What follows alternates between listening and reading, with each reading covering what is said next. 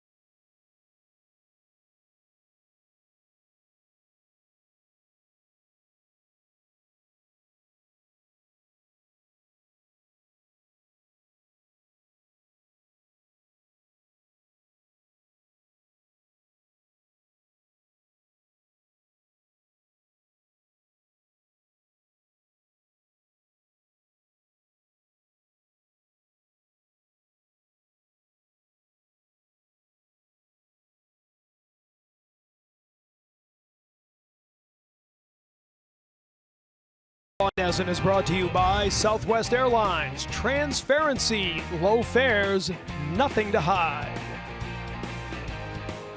Just a perfect night for baseball here at Fenway Park in Boston. We have paid our dues with a cold spring, but it's warming up at last. Red Sox taking on the Astros. Astros lineup brought to you by your New England Chevy dealers. It's a team made it to the playoffs last year, but is sputtering at the start of this year. Jose Altuve leading the way. He's your second baseman. George Springer is in right field. Carlos Correa, the shortstop. It's White, the designated hitter. Gonzalez at first. Gomez in center field. Valbuena at third. Kratz behind the plate. And Marisnik is the left fielder. The Red Sox starting pitcher, presented by your New England Audi dealers, David Price. Back-to-back starts against the New York Yankees, neither one going particularly well, giving up 6 runs in each of those starts. But Jerry, as you pointed out, he thinks he's got a bead on what's going on mechanically. Yeah, we'll talk about that a little bit later. But right now, the Red Sox defense is brought to you by Southwest Airlines. They are first in the American League, only 13 errors in 34 games.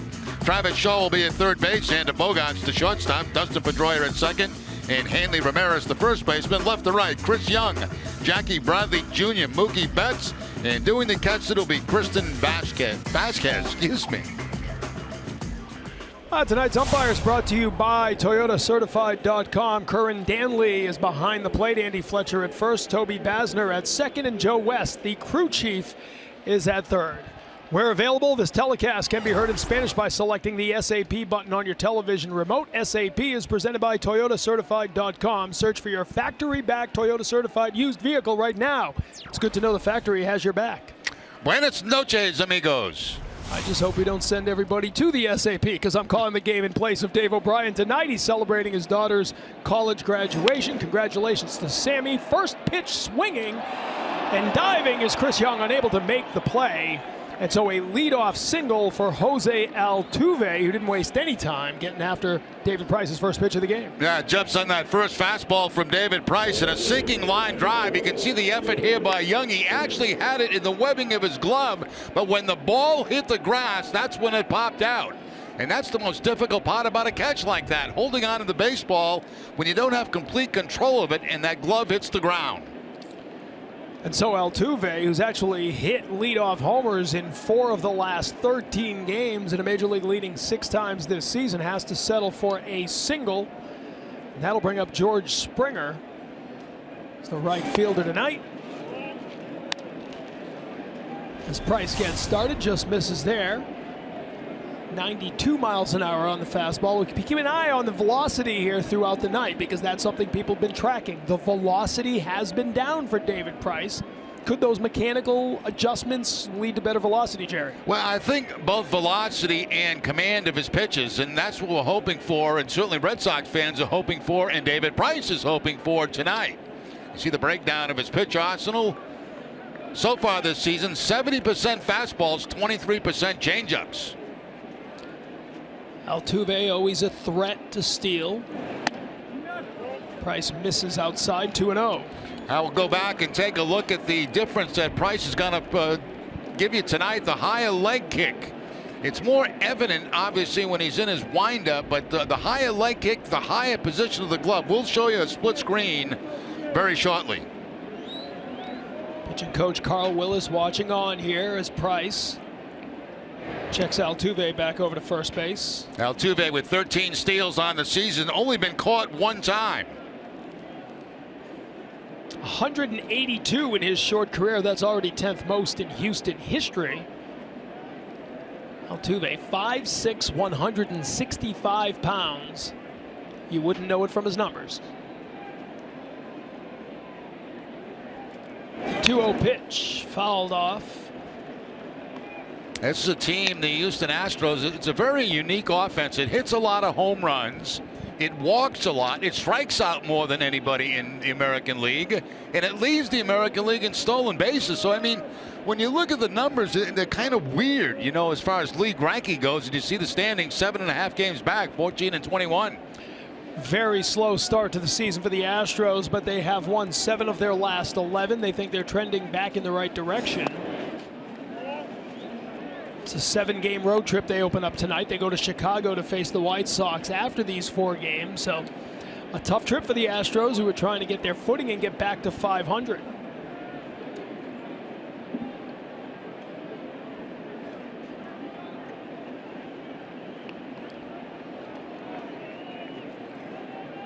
Three and 1, the count to Springer.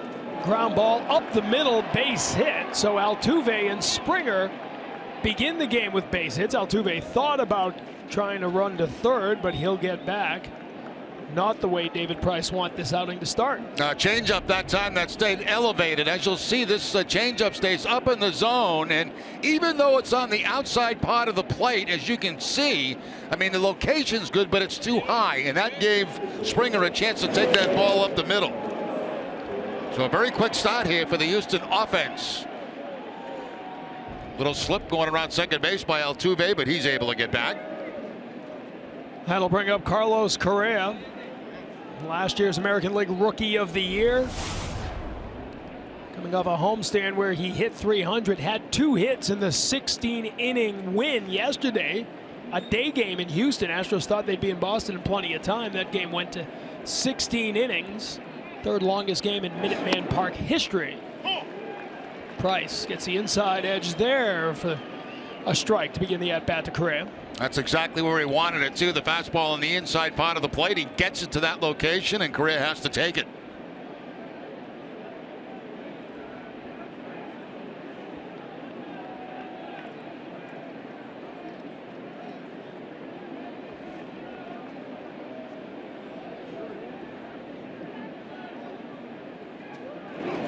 Swing and a miss there, so Price ahead of him 0-2.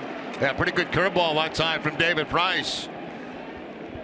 Finishing down around the ankles of the right-handed hitter. You'll see where it starts out. The outside corner ends up down and in.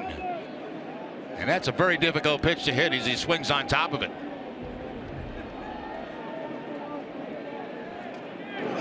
Swing and a miss, he got him. So Price strikes out Correa on a 93-mile-an-hour fastball. And he elevates the fastball this time. After the breaking ball down and in, he changes the eye level for Correa.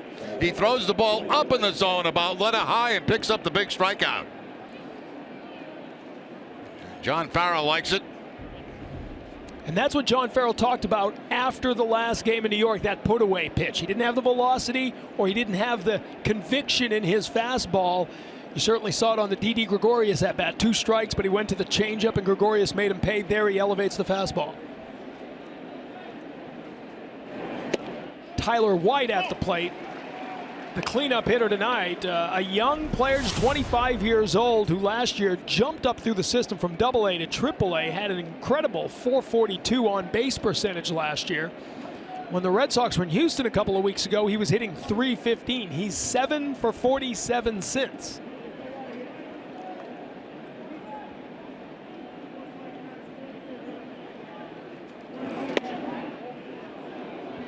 Misses inside there, so the count 1-1. That's amazing what speed does. You see Altuve at second base, and you see what Pedroia has to do. I mean, it's almost like he has to hold him on like a first baseman. Look how close he is to the bag now, and he's going to get even closer, which opens up a huge hole on the right side. But that's what speed does. It pulls players out of position. Now, Dustin's got to stay there, try to keep him as close as he possibly can, then try to get back as quickly as possible into position in case there's contact.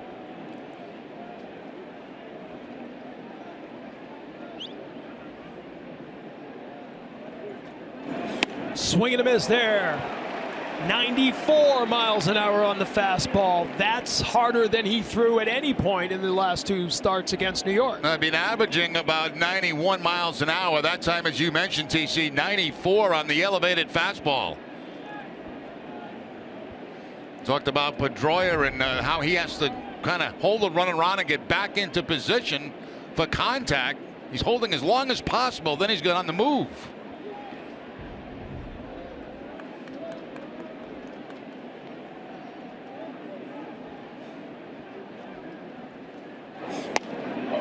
Gets the corner and a called third strike. Tyler White doesn't like it, but he'll head back to the dugout. Back-to-back strikeouts for David Price after the 2 singles, and now he's got a chance to get out of the inning. Well, I'll tell you what, if David Price gets this pitch all night, he's going to have a good night, because that ball was a good 3 or 4 inches off the outside edge. It's a cut fastball. It comes back close to the corner.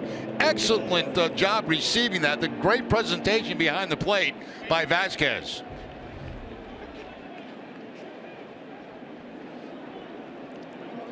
So after the singles to Altuve and Springer, David Price has struck out Correa and White. Marwin Gonzalez now trying to make something happen with 2 outs. He was the hero yesterday in Houston. The walk-off 2-run homer in the 16th. According to the Elias Sports Bureau, the latest in a game the Houston Astros have ever had a walk-off home run.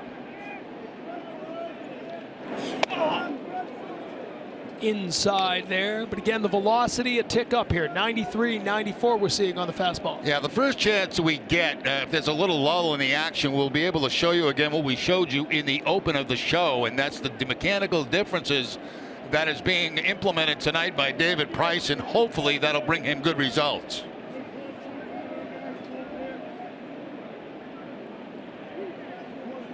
Fifteenth pitch of the inning here for Price.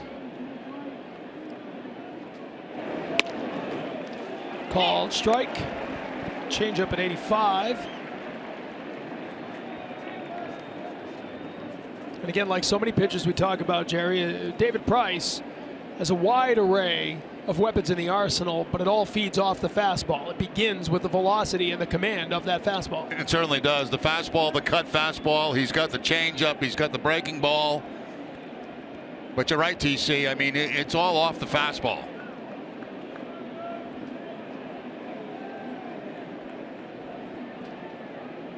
What a homestand it's been for the Red Sox so far. The offense pounding out 40 runs in the last 3 games. Price missing inside there. That's the cut fastball again from David Price. He tried it inside, but misses off the inside corner by about 5 inches. And Gonzalez not cooperating by swinging at that. If you swing at that, you probably break the bat.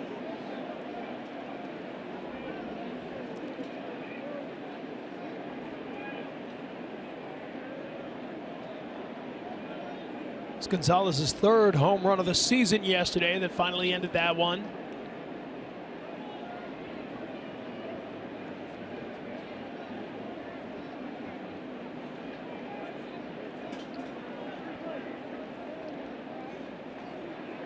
The 2-1 from Price. Gets the called strike there.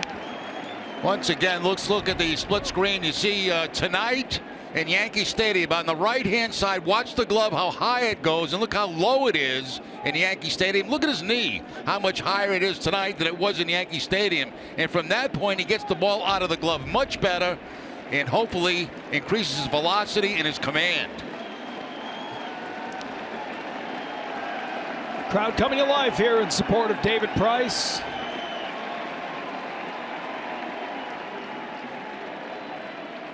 The 2-2 fouled off to the right side. We'll do it again. You know, the interesting thing to see about that is when you try something new, and it's not new, it's something he's done in the past, he just got away from.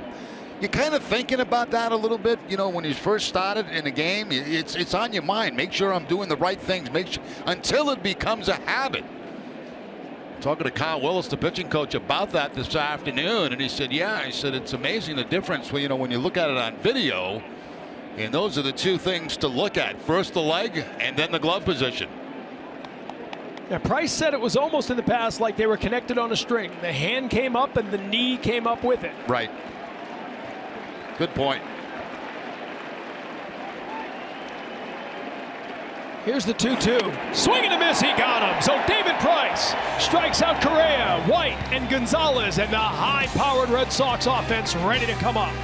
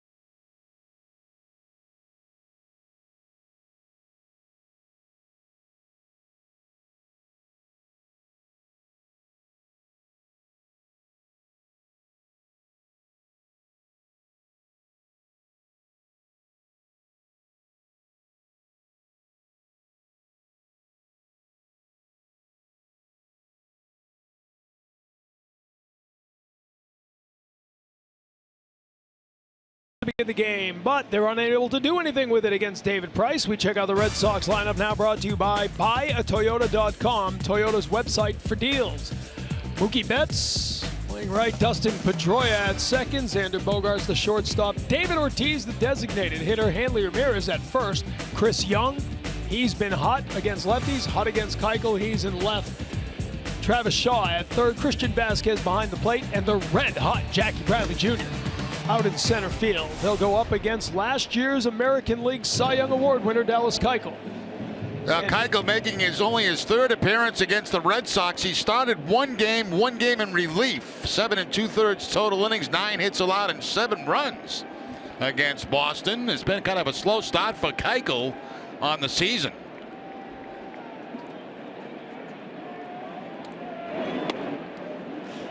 Mookie Betts leading off, the call strike from Keuchel.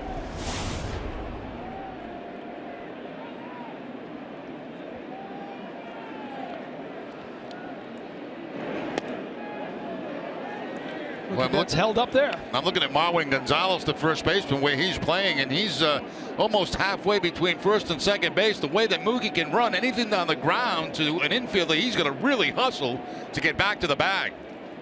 Mookie Betts has scored at least one run in 15 out of 21 games. It'll come back there to Keuchel, who will throw him out for the first out of the inning. The Astros defense is brought to you by DraftKings. They are 9th in the league with 20 errors in 35 games. Luis Valbuena will be at third base. Carlos Correa, the shortstop. Jose Altuve at second. Marwin Gonzalez, the first baseman. Left to right, Jake Marisnick, Carlos Gomez, and George Springer, and Eric Kratz doing the catching for Keuchel. Dustin Pedroia now with one down. Had a home run last night. 3 in the last 7 games. We've seen a lot of great defense here at Fenway Park. Not such great defense by the fan up on the Monster last night. He didn't catch that Pedroia home run. A lot of publicity, though. He did get his round of publicity from Gary Streisky. Last night, Dustin Pedroia going to the Monster seats out in the first row and dropped out there by a fan. That was his 6th home run of the season. Out ahead of this one, and Keuchel ahead of Pedroia, 1 and 2. But the power is back. You talk about the health and the hands not being a hindrance here. Pedroia has 6 homers in the last 20 games. He had 12 all of last season. I think it's the healthiest he's been in 4 years. I agree with you, TC. And the other thing he's doing very well, too, is going to the opposite field. A lot of movement on that fastball there. A two-seam fastball really running away from Pedroia.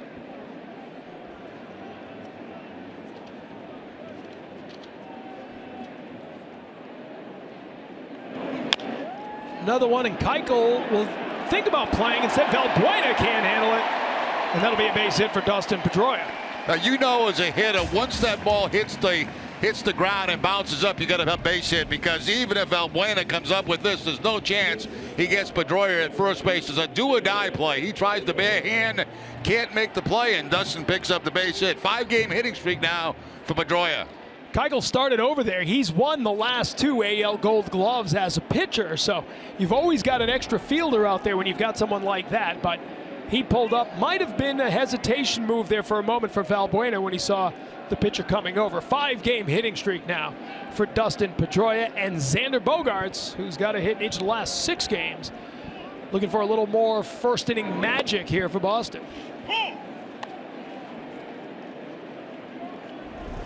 You've been saying it for the last couple of weeks here, Jerry. You better get in your seats early. If you're watching on TV, don't come in late from dinner, because these guys have been getting it done in the first inning. 38-11, they've outscored opponents in the first, going back to April 11th. 13 different times they've scored multiple runs in the first inning. Talk about taking the pressure off your own starting pitcher. Yeah, that takes pressure off everybody. The offense, the defense, the starting pitcher. It just helps to get that jump and kind of demoralizes the opposition. Especially when you're putting up big numbers in the first inning. Oh, this offense has been unbelievable. 13 or more runs in each of the last 3 games. They have never done that, ever, in the history of the franchise.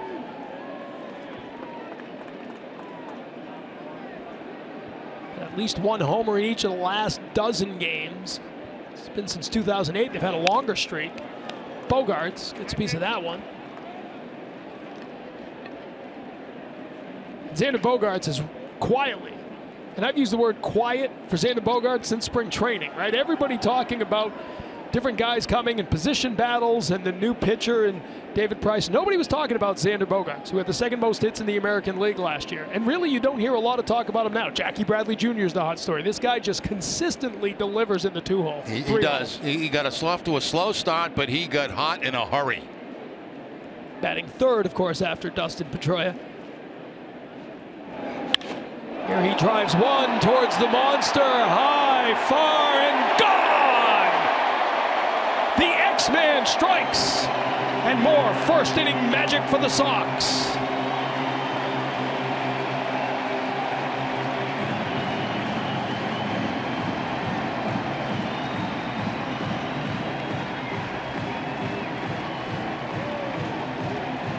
Well, I've talked many times about Bogaerts, showing power, and he certainly does on that breaking ball.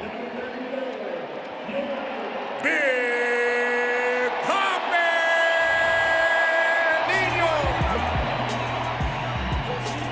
Yeah, there's your guest PA announcer for the night, Kevin Millar. Kevin Millar just likes to quietly come to a ball game, doesn't want any attention. You never know he's around. It's amazing.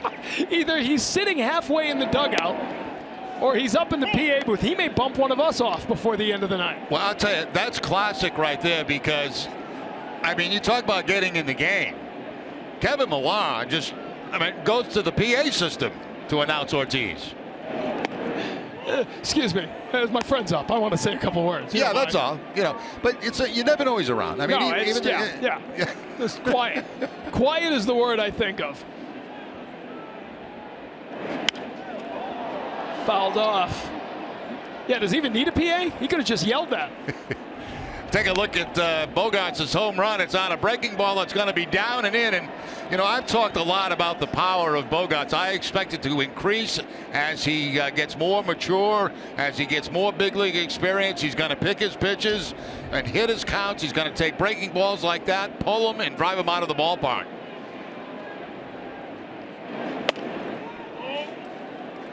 Speedway is proud to be New England's first choice for value and convenience. For every Red Sox home run this season, Speedway donates $500 to Boston Children's Hospital. Stop by a Speedway store near you and pick up your Speedway rewards card to start earning points today. Now, David's faced Keuchel 3 times in his career. He's got 2 hits against him. He's 6 for his last 12. He's on a mini 3-game hitting streak. And you see the numbers, 322, 929. The OPS out of sight. It's hard to remember that people actually used to talk about Big Papi struggling against lefties. He's hitting .292 this season against lefties. Last year had an OPS over 1,000 from July on. Swing and a miss there, though, as Keuchel gets him for the second out of the inning. A good spot there for Keuchel. He goes up and away from Ortiz with the fastball and maybe a little bit out of the strike zone. Let's take a look, see where that pitch is. It also looked like it had a little cut on it at the end, and David chases a pitch that I think that he knew was a bad pitch to chase.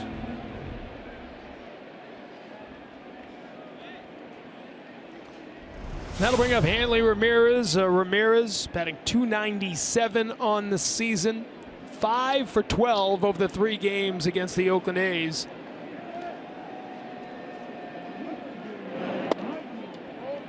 Takes a ball from Keuchel. Ramirez has reached safely via a hit or a walk in each of the last 18 games. And he has yet to commit an error at first base, which might be one of the biggest surprises of the season. John Farrell, when you heard at TC today, he was talking about Hanley in his press conference, and the biggest word he said to me was he's engaged. He's having fun. He's having fun playing the game of baseball. No fun last year in left field. Swing and a miss there. Back at spring training, might have been week 1. Group of us gathered around Hanley, and he was talking about David Ortiz retiring. We said, is the DH guaranteed for you in 2017? He looked at me and said, what if I win the Gold Glove at first? And we all chuckled. I reminded him of that yesterday. He goes, oh, not yet, but we'll talk about that. Funny, we don't see many teams shift against Hanley like the Houston Astros are right now. 3 players on the left side of the infield, just Marwin Gonzalez on the right side.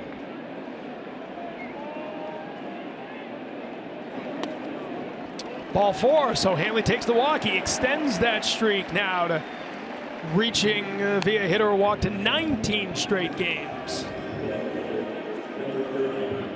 And you and I were fortunate enough to be those great teams, 2003, 2004 through 2007. The motto was always keep the line moving. You're not trying to do it with home runs. You're trying to get the next guy up. And you get a walk here with 2 outs. Chris Young, who's been hot against lefties, trying to keep it going. Feels like that again offensively, doesn't it? Well, it certainly has, especially that last 3 games they played against Oakland. I mean, they kept that line moving for a long time.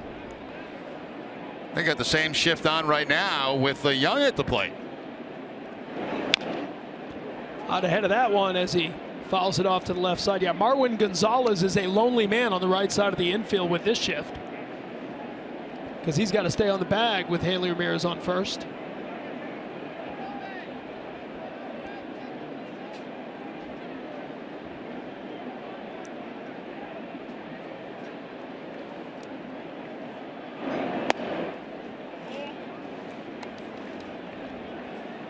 So far, we've seen the fastball, the cut fastball, the changeup, and the breaking ball that Bogaerts took out of the ballpark. It's the 1-1 to Young. Strike 2 called. Wow. That ball very low. You can see all Young can do is shake his head. Doesn't say anything to the umpire, but just shakes his head in disbelief. Time to start talking about robot umpires again. There's Buchholz telling the umpire that ball was down and way down. Whoa. Strike 3 called. So Chris Young doesn't like it, but the Red Sox put 2 on the board. And we go to the second. David Price has a 2-0 lead.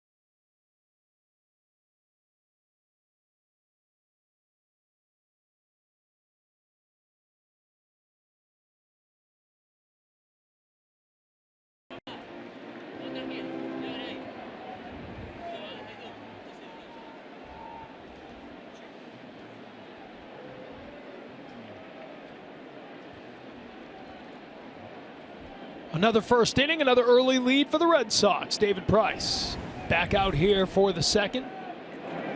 Swing and a miss there as Carlos Gomez goes chasing. Starts him off with a changeup that time to get ahead. 0 for 9 in his career against Price.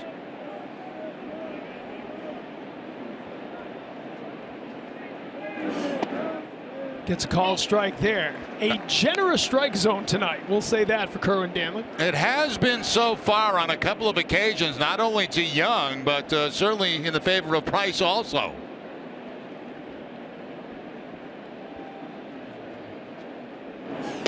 Inside, and Gomez gets out of the way. What a first inning for David Price, though. The back-to-back singles to begin the night. You're thinking, oh boy, here we go again. Strikes out the heart of the order. Correa, White, Gonzalez. Showing a little more velocity tonight. Just misses inside there on the changeup. Now you wonder, you go back to the first inning, and we talked about this last inning, TC, the fact that when you're trying something different or something new, you're thinking about it. Make sure you're doing the right things, and you wonder if that was on his mind for the first couple of hitters, and then all of a sudden it just became the thing to do. Swing and a miss. 4th strikeout already for David Price, and there's one down here in the second. Change up that time for Price. So it was 3 fastballs that he got strikeouts on in the first inning when he struck out 3 in a row. Now he goes to the change up away. A lot of change ups in that at bat to Gomez. Here you see the grip on the change, keeps it to the outside part of the plate. There's that high leg kick and the glove up high as we talked about. So that has been consistent. Well, you hope the K-men came well armed tonight. Dropping a bunt here, and the catcher Vasquez comes up throwing. Beats it out. Valbuena just one step ahead. And a bunt single here with one out. That's a tough play for the catcher and pitcher. Who takes charge of this, because it's not a great bunt. It's back toward the pitcher, but Vasquez immediately called off Price. Now, I don't know if that was the right move. Price may have had a better chance. The only thing is, Price would have had to spin around to make that throw. So I really believe Valbuena would have been safe either way with that bunt. So 1 down, 1 on for Erik Kratz, the catcher. Kratz making his 8th start behind the plate on the season.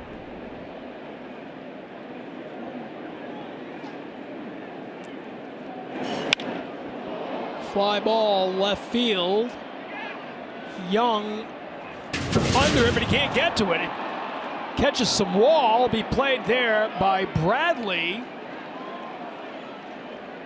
And that'll be a double, a stand-up double for Erik Kratz. That's one of those, Jerry, that just sort of kept going. Looked like a routine fly ball. Young was set up under it, just kept drifting out towards the wall. Yeah, two guys were not sure, Bradley and Young, whether this ball was going to stay in play. And I don't even think the hitter thought that it was going to go off the wall. You see him drop his head? He thought it was going to just be a fly ball out.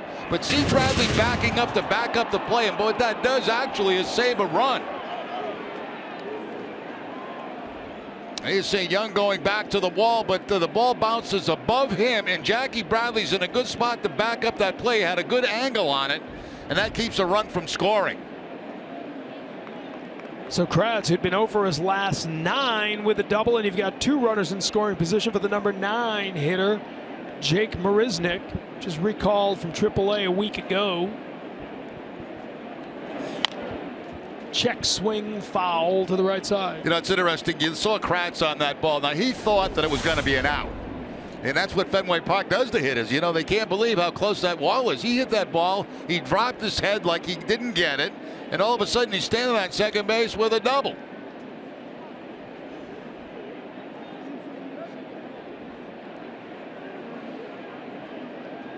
Yeah, that is a Fenway double. That is a routine fly ball in 29 other major league ballparks.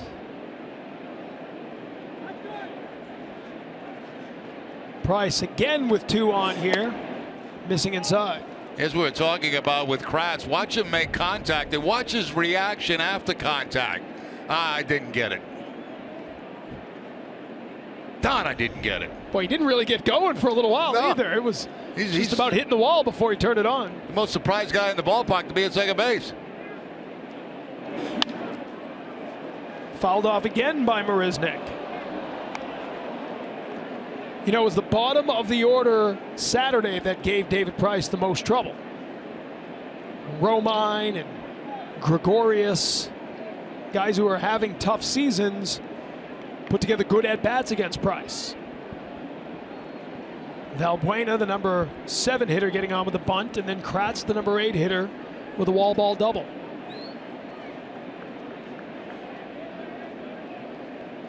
One and 2 to Marisnick. Chopper to Pedroia, and a tough hop there. Run will score. Everybody safe. And there'll be men on the corners here with a run in for the Astros. Well, what Pedroia is trying to do here is catch the ball on the fly, and he's got a double play. Watch the runner at third base. He breaks, and Pedroia is trying to charge that ball to catch it on the fly and then double a man off third base. But then the ball skips by him. So everybody's safe. First and third situation. That'll probably go as an error on Pedroia. But that's what he was trying to do, catch the ball in the air and get a double play. So it is an error on Pedroia, an RBI for Marisnick. And that'll bring back up Altuve with 1 down and men on the corners. Altuve, first pitch swinging, got a single to begin the game. Runner goes, Altuve fouls it off. And we tell you about, they'll run. I mean, they'll run all the time. They're first in the league in stolen bases, 4th in the league in home runs. Strange combination. They were like that last season, too. Marisnick was 8th in the American League in stolen bases last year, had 24. Was successful on 74.5% of his attempts.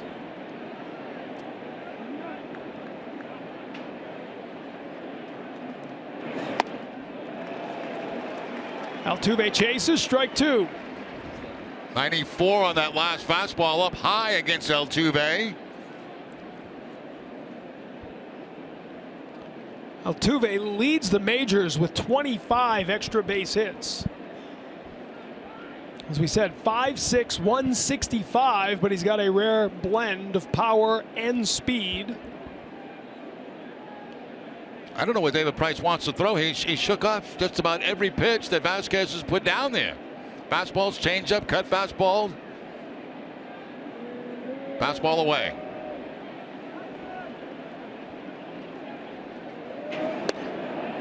Well, Just misses outside. yeah, it is outside, but that's a call that's been going in the favor of the umpire, of the pitches, I should say, tonight so far.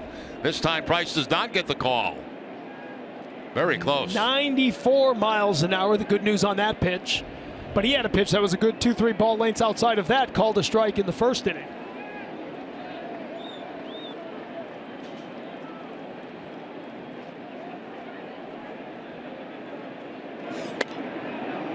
Again, misses outside.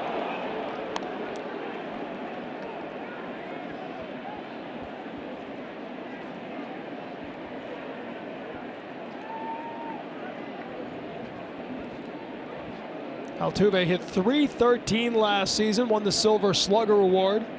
He's the best hitting second baseman in the American League. Also won the Gold Glove as the best defensive second baseman in the American League.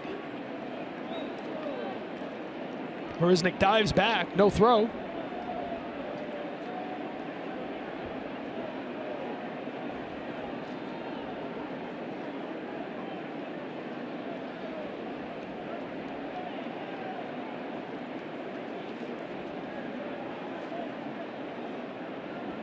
Pitch from Price, inside, got him. Got the inside corner. Altuve doesn't like it, but it'll be the 5th strikeout of the game for David Price here in the second inning. You get a lot of hitters shaking their heads as they head back to the dugout. This pitch appeared to be a little bit inside, but Price gets the call as Altuve jumps back, and he can't believe it.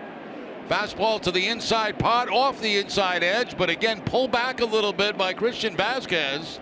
And Altuve very disappointed about the call. Well, in light of the Ron Culpa situation Friday night in New York, there's been more talk and more debate about technology in the strike zone than ever before. No technology in use tonight. It is Kerwin Danley's strike zone, and it has been a mystery here in the early going. Now, here's the key thing about that, TC. As long as he remains consistent with this zone all night long, then you've got to adjust. Hitters have to adjust. Pitchers have to adjust. If pitchers know they're going to get a ball that's going to be a little bit outside or inside, they're going to make those pitches. All they ask for on both sides, just be consistent all night with it. George Springer up for the second time. He got a base hit first time. Counted 1-1, but we have seen 2 similar pitches on the outside. One called a strike, one called a ball. So that's inconsistent. But I think in general, for the majority of the pitches so far in this game, it has been a very generous strike zone. And so you hope that continues, if that's the way it's going to be, for 9 innings.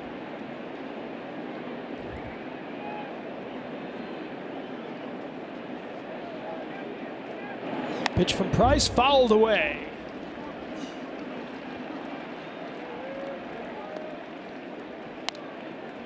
George Springer, of course, Connecticut's own, out of the University of Connecticut, where he played with Matt Barnes prior to that, at Avon Old Farms in Connecticut. The 11th pick overall by the Houston Astros.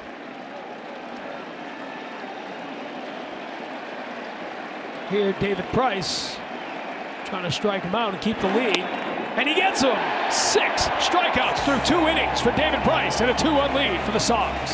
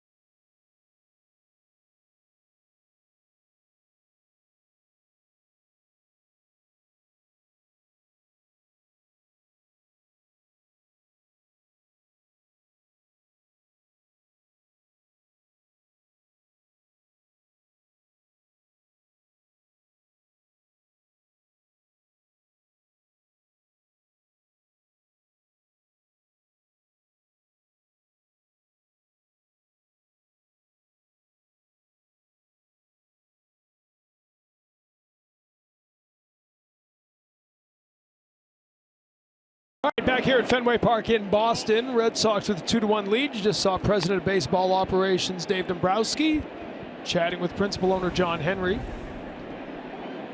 Like everyone else, keeping a close eye on what David Price is doing tonight. Pitched out of trouble there as the Red Sox have a 2-1 lead. One question I have, though, is you think Dave Dombrowski really needs the credential? I think everybody knows who he is. It's just a habit, I guess, of wearing it on the road. He travels on every trip with the Red Sox.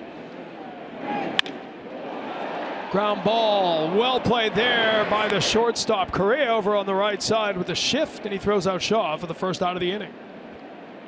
That ball hit very hard by Travis Shaw, but right at Correa just has to play it off to his left. He plays the in-between hop and is able to get Shaw at first base.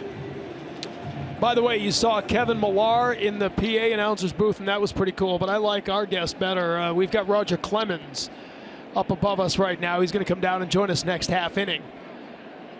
And the day after a new member of the 20 strikeout clubs, no better time to have the Rocket in the booth. Yeah, Roger only did it twice. Yeah. That's all. He's 2/5 of the club. It's not bad.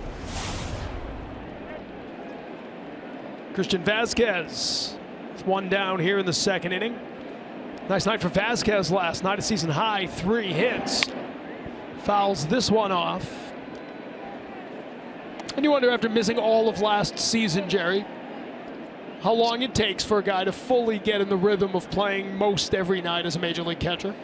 Yeah, exactly right. And it's an adjustment for Vazquez. Like, for example, now he gets a couple of days off every 5 days. And sometimes it's tough to maintain your swing when you're getting time off like that.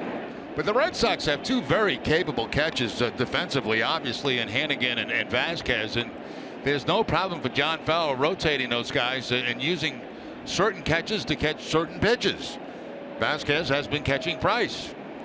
He'll have tomorrow night off, and I don't think he'll complain with Stephen Wright pitching. So Ryan Hannigan, go get him. Chopper fouled on the first base side. I know most catchers want to play every single night, but I'm willing to bet Christian Vazquez is perfectly happy to watch that relationship between Wright and Hannigan work. And what a night it was, Sunday night, nationally televised game, Stephen Wright. A complete game against the New York Yankees. And a beautiful job behind the plate by Hannigan that night, too.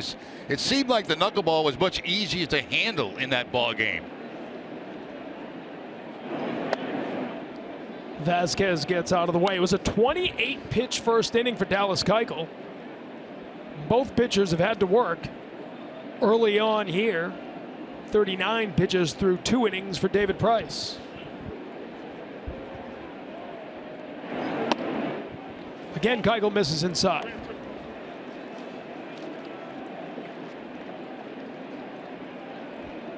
Keuchel making his 8th start of the year after a 20-8 season last year with a 2.48 ERA, the Cy Young Award winner. Walks Vazquez here with 1 out. Let's go down to Gary Striker on the field level. Striker. Guys, you were talking about Ryan Hannigan preparing himself to catch the knuckleballer. Of course, you need the proper attire, probably the armor, and a much, much, much bigger glove. And I emphasize much because I'm talking like 6 inches bigger. A traditional catcher's glove, about 32, 33 inches. This is Stephen Wright's hybrid catching glove for a knuckleball. It's a hybrid softball first baseman's glove mixed with a catcher's glove. 38 inches from the base of your wrist all the way up top to catch all that movement. Yeah, I kind of miss when Wright was a reliever. He would bring the catcher's mitt with him. You don't see that very often. Guy comes in for the bullpen, tells the catcher, here's your new glove. Glove hands it to the manager, who takes it back into the dugout. When I first saw that, I thought that was Striker's hat to cover that big hair he's got. I can't imagine Striker's ever going to cover that. I honestly thought when Stephen Wright was walking it back I thought it was a skillet. I thought he was cooking omelets back there because that thing is gigantic. I asked for a picture, and then I didn't know if I should ask for that or a fried egg or something. It's crazy. Yeah, no, that thing's not going anywhere near this. Yeah. You know what I'm talking about? I like that. Yeah. No. No on the As hat. far as that hat, no way. Bounces in front. Vazquez on his horse, and he'll make it in there. The Red Sox have done a great job base running. We highlighted Vazquez last night when he had a chopper in the infield, was not going, then read the ball and decided to go and score a run. Now he reads a ball in the dirt. I mean, that's very, very good base running. Because as I mentioned many times, you know, when you see the ball is gonna hit the dirt and bounce to the catcher, very seldom does the catcher come up clean with it. Vasquez knows that. So he takes off once he reads the ball in the dirt, and he makes second base to get in the scoring position. Very good base running. Jackie Bradley Jr. finds the gap and drives in another run. Jackie Bradley Jr. does it again, and the Red Sox reclaim their 2-run lead. Well, that's 18 straight now for Bradley. Right back up the middle on a fastball that's going to be to the outside part of the plate. He hooks it just a little bit to take it up the middle. And the heads-up base running by Vasquez gets him in scoring position. He scores on the base hit. Now, if he doesn't do that, that probably ends up being a first and second situation because the center fielder was so close. I don't think Vasquez would have been able to go to third. Look at the numbers over his 18-game hitting streak. Matches the longest in baseball this season. It is the longest streak currently going. And your number 9 hitter, Jackie Bradley Jr., has just moved into a tie with David Ortiz for the most RBI on the team. You know what? And why switch him right now? Everybody else is swinging the bat well in the lineup. You got a guy in the 9th spot producing like that. That means guys ahead of him are getting on base. The way the bottom of this order has been going, you're going to have guys in the heart of the order asking to move down. Hey, Skip, I'm doing pretty well. Can't I get down to the 8th spot, the 9th spot? Now they're getting plenty of production from all parts of the order right now. JBJ does it again. 3 for 5 with 6 RBI yesterday. 14 RBI in the last 4 games on the homestand. Just the kind of numbers you get playing the show on your Xbox. I mean, it's ridiculous. It's the kind of streak where, you know, you just can't wait to get another plate appearance. You can't wait to get to the plate because you know you're going to put a good swing on the baseball.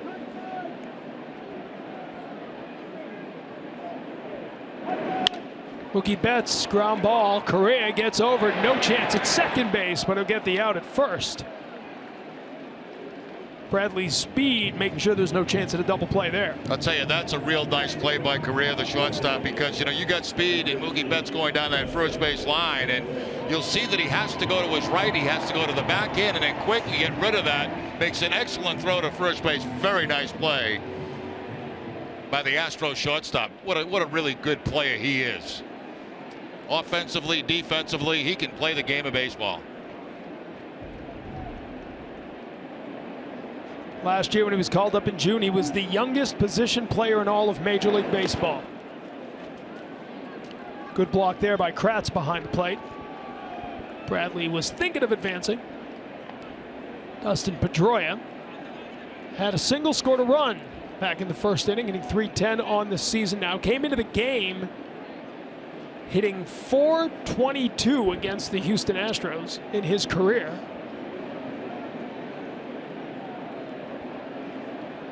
Adding to that tonight. .427, I'm told, with the instant update from the truck. Best all time, I would guess so, with .427.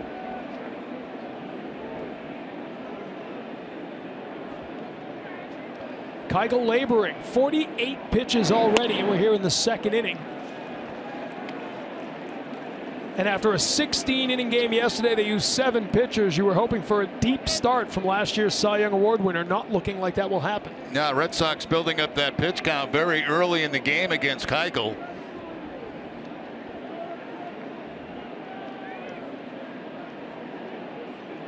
.30 pitch. Ball 4. So Pedroia takes the free pass. 2 on, 2 down for Xander Bogaerts. Then we'll have a little discussion out on the mound. Follow Red Sox Baseball Live with the MLB.com at-bat app. Stay up to the moment with Game Day, live game video highlights, StatCast, news, and more. Download MLB.com at-bat, the #1 app for live baseball on your smartphone and tablet today. You see I got it right up here? Have you been looking over it all? That's your at-bat app. That's very nice, TC. It's not updating at the moment, but you get the point. I was having some Wi-Fi issues.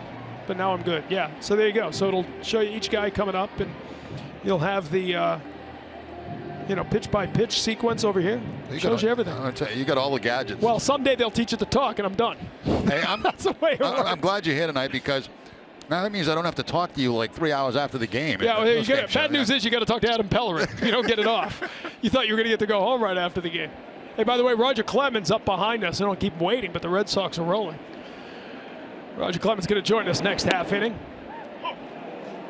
As Xander Bogaerts hit the big 2-run home run.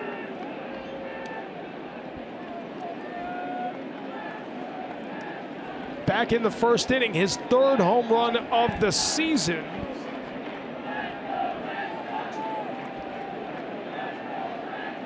Red Sox with a 3-1 lead here in the second. Bogaerts to center field. Back after it, and just getting there is Gomez for the final out of the inning. Got a late start on it, but he got there. The Red Sox pick up a run. We'll come back with Roger Clemens in the booth after this.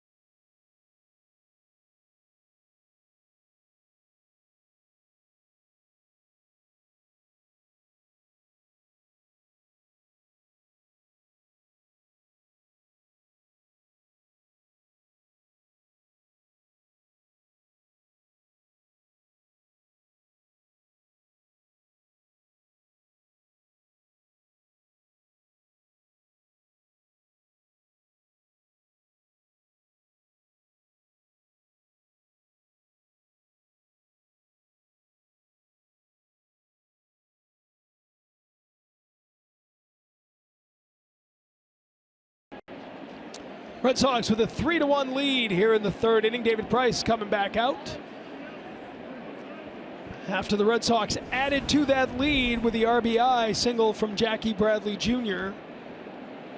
Carlos Correa leading off this inning. Joining us now in the booth, as promised, Roger Clemens back in town. How are you, Roger? Hey guys, how you doing? You were here today throwing batting practice, right? I was laying some cookies in there today for him. We had a great time. You do that for the Jimmy Fund. You've done this the last couple of years, right? Yes, and I think the Jimmy Fund. I think the guys who paid the money, donated the money to the Jimmy Fund. They did a great job. I think there's about 10 dads, 10 boys, and a couple of them, 12-year-olds made my day. They were swinging, and they took got a couple hits kind of by shortstop, and this one little guy, I think his name was Noah maybe, and I could hear his voice. I said, "What'd you say?" He said, "Man, I'm having a great day." And so it made my day just to see those guys. I mean, I was telling my buddies that are up here from Texas that, I played Augusta National a couple times, and to have batting practice at Fenway Park, you're talking about once in a lifetime thing. It's pretty cool. So I appreciate the Red Sox doing it and the Jimmy Fund doing it. So it was a good time. Now, you've been doing that for a few years now, and that's an awful nice thing for you to do, Rogers. Take your time and obviously help a tremendous cause. Yeah, Jerry. I mean, everybody calls in on the telethon, and they make great donations every year, and they do a fantastic job. So we just try to throw a little something fun in there, and I've had a great time too. It's fun for me getting back out there, you know, I had 13 special years here, loved it. You had obviously a lot of great years here, Jared, too, right before I got here. So it's fun getting back down on the field. It was really a pleasure. And you've said you've been feeling pretty good throwing BP. So far, no aches and pains. I don't need any oil like the Tin Man or anything like that. So far, so good. Well, It's nice throwing. It's nice throwing from 50 feet and 50 miles an hour. But you get amped up? Did you? I mean, not necessarily today doing it, but when you're warming up for this over the last couple weeks, do you start to feel it again? Didn't have any flashbacks.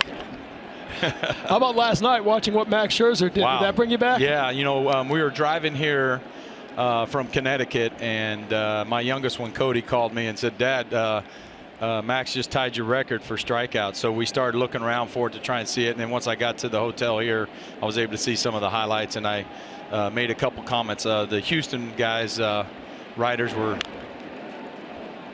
that's going foul. That'll foul to the right side. Yeah, Max Scherzer last night with the 20 strikeouts against his former team, Detroit. You know what that feels like, don't you? Twice. Unbelievable. It's his ball, like I expected, was moving, you know, rising late, the high fastball, and your stuff has to be electric to do that. And again, I think the biggest thing when the anniversary of mine came up, or the situation, my 20 strikeout games came up, my pitching coach here, Bill Fisher, and I always get a text from Dr. Andrews. Their favorite thing, like Max did, he didn't walk anybody in that game. And I heard a stat, if I'm right, is that nobody walked anybody in these games that are listed right now. Yeah, that's correct. That's true. Is that true. right, Jer? Yep. So, I mean, that's really incredible. I think Max said it. A few of his teammates said it about the swing and misses. And I like hearing the backstory from like Rich Gedman, who Getty caught the game, and what he was talking about, same thing. Correa gets out of the way of that one, but it'll be ball 4. First walk of the night for David Price. Let me ask you this, Roger. You know, when you're in a situation like that on a particular night, and it happened to you twice. I was fortunate to do the second 20 strikeout game. When do you know? I mean, when does it start clicking into you that, hey, I got a chance to do something real special tonight? I mean, do you feel that? I mean, immediately in the game, or is it as the game goes on?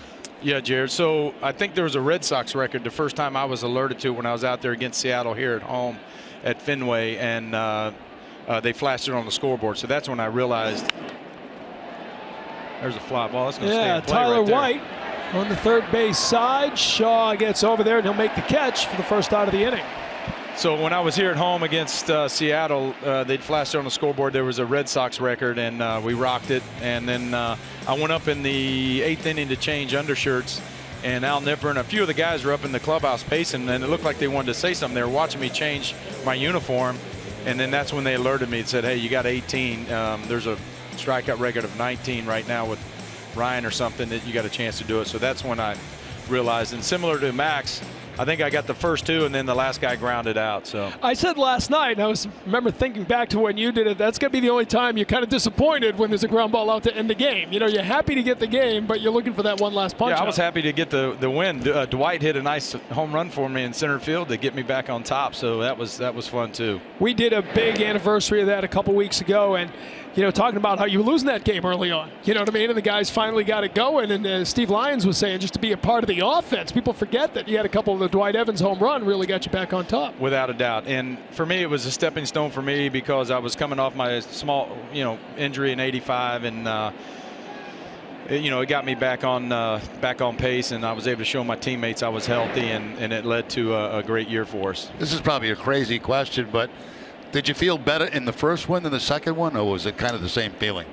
The second one, Jerry, yeah, no, I felt pretty good. I used my split a little bit more in the second one. I was, it was 10 years later, so I used my split. It was pretty devastating that night. And there was something going on with Kevin Kinney was our manager, and there was something going on with the shutout record, the tie Cy Young or wins record or something like that was going on, because Kevin had strangely in the trainer's room before the game mentioned to me that if they have a chance to score late in the game, I may bring the infield in. He mentioned something like that to me. I remember it to this day. And but you never think about it until the game was over, and it hit me after the 20 strikeout the second time. And the Tigers were great. Travis Fryman sent me over a baseball with all the guys signed it as many times as they punched out. That's so great. pretty That's cool. That's yeah. a good story. Yeah, so it was really nice. And Spike Owen was with Seattle. They took a real famous photo of the game, and all the guys wanted photos, but Phil Bradley at the time didn't want to sign it. And so I asked Spike to talk to him a little bit, say, hey, the guys want a piece of the memorabilia, so if you could get him to sign it, it'd be great. And he did. That's good.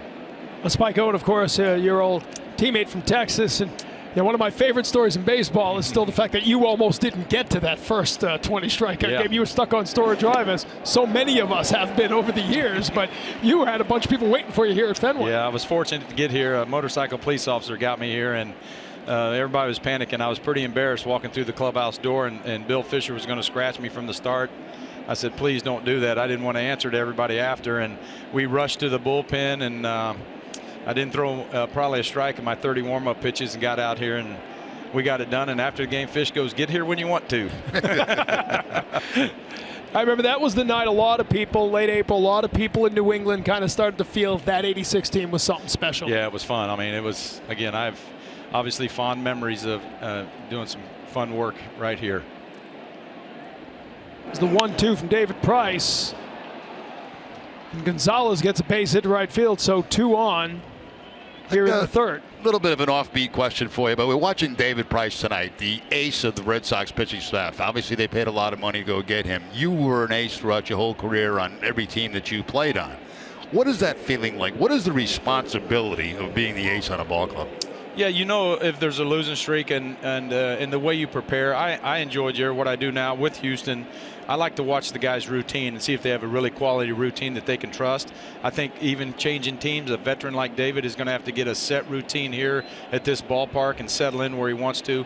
I've heard a little bit from today with some of the media was down on the field after I threw batting practice that Petey was talking about his mechanics a little bit. Right. You know, and this is a situation where you want to work on that on your side work, try and settle in, try and put it into play if you can. He's good enough that if a pitching coach or somebody tells him something, that he can put it into play within 1 or 2 pitches. I hope so anyway. Well, we got an expert here. Maybe we can put up the split screen again, and you can explain the difference. We had a shot of David holding the glove down around his belt, and then a shot of him holding it higher, which he's trying to do right now. Not holding the ball, but where he comes up to that point to around his shoulder. And maybe you can explain, as a former pitcher, you know, exactly what that means. First, Carlos Gomez, the grounder to short. Bogarts to Pedroia to Ramirez for the double play to end the inning. Can we get you to stay here for a half? I want to look at that. All right, we'll stay here with Roger Clemens. The double play gets Price out of the jam, and the Sox hold on to the 3-1 lead.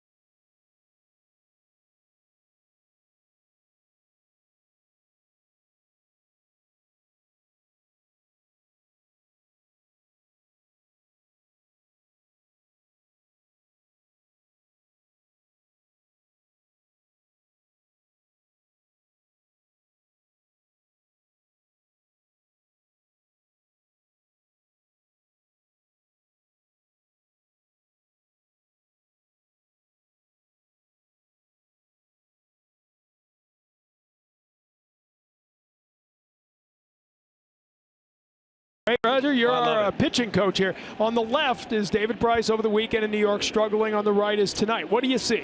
Yeah, so go ahead and roll the film. You can also obviously where his hand's at. And what it's allowing him to do is to break his hands over his knees and get there on time. It's probably helping him stay over the rubber, too. You know, these mounds are supposed to be 11 inches. You'll see the same thing from Dallas tonight a little bit. But what I love, if your viewers, if they're left-handed or right-handed, go back a little bit. Come back on that. Keep going, keep going. Right there. Stop it right there. What you love about pitchers right now is what you teach. See the tilt in David on the right side of your screen, the tilt in his, and he's closed. That left side is his power side. First pitch swinging here. David Ortiz sending one to right field into the triangle and bouncing out for a ground rule double. I thought we were going to see a triple. He needs it to rattle around a little bit to get a triple. What do you want, everything? That's the 599th career double for David Ortiz. But let's go back to the video here, Roger. So this is what I love. This is what will hopefully keep you healthy as a pitcher, guys. It's not Sandy Koufax or what your dad's, if you're a kid watching or teenager or a pro ball player, what your dad will see, but you got to have a little shoulder tilt. Also, David's right side, that's his steering wheel, and you'll notice it's pointing down the white stripe of a left-hander. You love that. He's going to hide the ball. That's what makes his ball explode and a hitter not to see his ball till extremely late. If you look, for example, if you ever find video on Arrieta right now in Chicago, tremendous tilt, tremendous. He closes well. You won't see the ball come off his fingertips until late. You know, and it's interesting, Jim Rice was in studio over the week of the Yankee game. He, of course, looking at it from the hitter, but he thought on that video on the left, you were seeing the ball. That's the first thing he said. He goes, I'm seeing that ball a little earlier than I would have expected to out of Price. You can't see it tonight. And I would expect that out of Jimmy to say that, because we got guys in the league that throw extremely hard. And the guys I played with, and I would run the next day in the outfield and ask hitters, why, I mean, the guy's throwing 98. Hanley Ramirez fouls that one off. 98 miles an hour with a great hook, but the guys say we see the ball extremely well off him because they're not staying closed. That steering wheel's not closed. It also helps save your arm. It's, you know, similar to an outfielder who comes up and opens his shoulder up when he throws it. The ball comes in and tails away and doesn't, you know, arrive at home plate on line. You know, when they get up and they field that ground ball, turn their shoulder closed and turn it loose, that ball will track the whole way to home plate. But that's a great example right there of him. I can see what they're telling him. It allows him to free himself up a little bit early. When you are working on something in your career, when you found your mechanics had gone a little bit out of whack and you're working on something, how tough is that to incorporate into the game? How much does that weigh into your mind when you're trying to pitch? Yeah, I'm extremely visual, so that helps. That is fantastic for me. Early, I was able to look at still photos. And then now, obviously, now you go down into a clubhouse. Now it looks like NASA. Yeah. I mean, you got, you know, not that it's too much. You just got to look at the guys that I have an opportunity to talk to or work with. I will TiVo 2 or 3 innings when they're really on target and say, go watch that. And it's just like playing golf. You know, I had a couple lessons, or I play with a couple professional guys. Their swings are so good. It helps. Look at this. Just fair as Hanley Ramirez sends one down the right field live. David Ortiz coming around hard. Ramirez in there, and an RBI double for Hanley. And a 4-1 lead for the Sox. You're right, Jared. The lineup is hot all the way when it's up and down. This is, I mean, this is very trying and very taxing on a pitcher. You know, and Roger will tell you too, and we've talked about Hanley all season long using the opposite field, how much more difficult it is to face a guy that can use the whole ballpark. You know, he'll turn on a ball inside, that pitch is inside, but he still gets his hands in, moves it the other way. That's some pretty impressive hitting right there by Hanley, and that is tough for pitchers, right? I mean, if you're a guy that uses the whole ballpark, they're much tougher to pitch to. You tell the college guys there's a lot of money that way. Yeah, exactly. And yeah, they are difficult, Jared, to hit that way. Especially same thing with the lefty. When I'm facing a lefty, when he starts driving the ball in the gap the other way, then I got a problem because, you know, he's covering the plate, and if I can't consistently pitch inside for strikes, I'm in trouble. Chris Young now, who struck out there in the first inning. Back-to-back doubles here for Big Papi and Hanley Ramirez. These are two. I mean, we're watching two fantastic lefties too right here. I mean, this is a special night for the fans. Let me ask you this finally. David Price obviously struggling early on here, trying to find himself. He had that 14 strikeout game against the Braves as Chris Young hooks that one foul. And I heard John Lester early this year say, now that he looks back on the first year in Chicago, that it was different. You had to find a routine. He's obviously a top of the rotation guy, an ace of a pitcher. But there was an adjustment in Chicago. You went to different teams from Boston. Is there an adjustment period? Could that be some of what David's dealing with? It sure could be, but again, it's you know, and he's been in the East, so he knows what baseball is like in the East. It's a little different, and but you know, you're going to have some speed bumps, and you got to work your way through it, and you got to win some 5-4 ball games, and you got to grind your way through those. That's how you become a 20-game winner, and you stay a #1 starter and help your guys. And again, Young going down the left field line. This time it'll be fair to the wall. Chris Young grabs a little wall here Good throw back in. He will dive back to first, but an RBI single for Chris Young. And the Red Sox just keep on rolling at Fenway. We highlighted Chris Young prior to the ball game tonight, and you know, a guy that had sat on the bench for a long time. The Red Sox were not seeing many lefties. All of a sudden, he gets a chance to play, and he's right on target. That ball off the outfield wall, a nice play out there to get it back in quickly and hold Young to the single. Like a little cut fastball that time that was middle, stayed on around the knees, but stayed middle of the plate, and Young's able to pull that ball off the left field wall. You know, we're at an age where we talk about cut fastballs. Everybody seems to be cutting or sinking or doing something. Not many guys just trust their gas anymore. Does that frustrate you sometimes when you watch baseball in general? I try and watch guys that throw cutters, Tom, and they you know, like they said, you just want to keep an eye on their velocity. This one will tail over to the left side, out of play for Travis Shaw. Some guys that throw a lot of cutters that don't ride their fastball in there, you see their velocity drop over a couple of years. So you always want to, you know, keep that in mind. Again, John Lester was someone who admitted that. You know, for a while here, he said, I fell in love with my cutter. All of a sudden, I didn't have the velocity of my four-seam. I totally agree. It's like a mini slider. I mean, it's basically what it is, just a mini slider. It's a true slider. Well, the Red Sox have added 2 here in the 3rd inning. Scored in every inning so far. Nothing new there. Shaw looking to punt. Ramirez way off the bag, but he slides back around the tag. And I talk about this all the time. When you're diving back to first base, dive to the outfield side of the bag, because by doing that, he avoids the tag by the first baseman right there. If you're sliding to the infield side, he's going to be out. Go back to the outfield side of the bag. And that time he does avoid the tag. That's Chris Young, of course, diving in there. He drove in Hanley Ramirez, but Young doing exactly the throw had him. Yeah. But you had to get around the tag. He made a good play, good slide.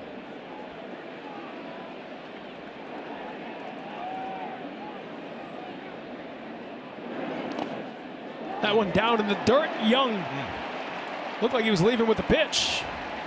We talked about this earlier. Vasquez did the same thing, and I say this all the time. If you read the ball's going to bounce, you take off, because very seldom he'll catch that ball clean. It's either going to bounce off him or he's going to pick it out of the dirt, and it's going to be very tough to throw that runner out at second base. That's just very good base running. We saw Vasquez do it. Now we see Young do it. Now the Red Sox with another big night offensively already. 5-1 here in the 3rd inning. And still nobody out. Dallas Keuchel in trouble. He had come off a nice start last time around.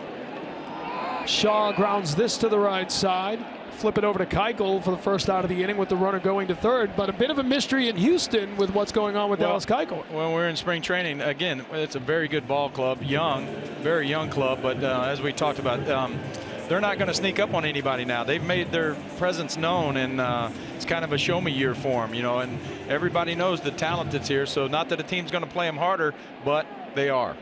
And you got the best pitcher in baseball last year on the mound. So what a year it was. You start seeing those comparisons. He was doing things no one had done in Houston since you were there. Yeah, he's fun to watch. You know, like I said, this is a great challenge for him.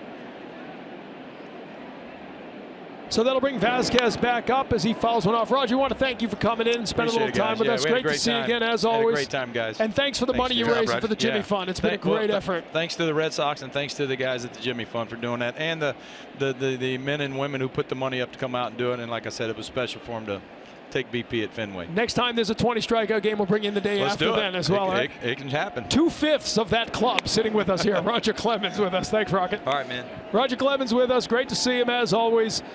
As he was a great breakdown of that David Price split too, like you talked about at the beginning. Great to hear it from a pitcher.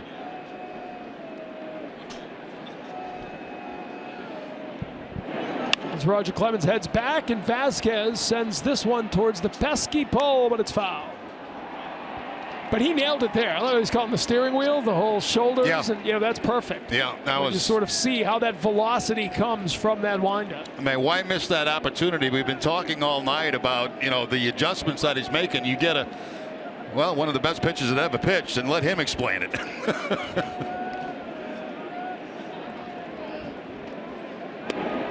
Swing and a miss there. Vasquez goes down for the 2nd out of the inning. And how about this offense, Jerry?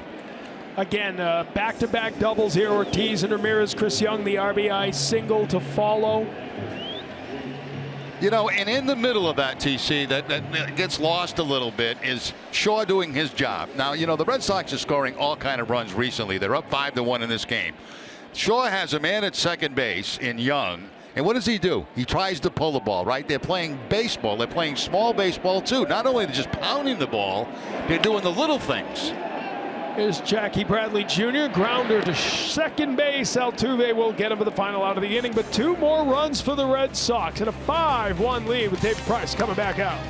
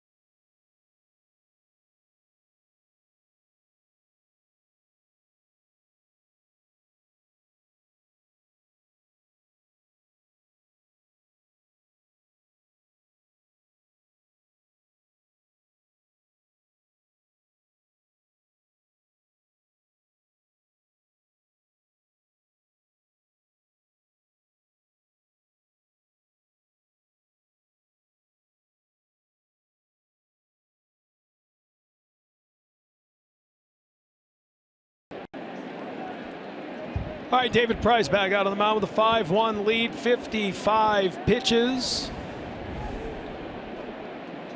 First 6 out of the games were strikeouts. Got a double play to get out of that 3rd inning.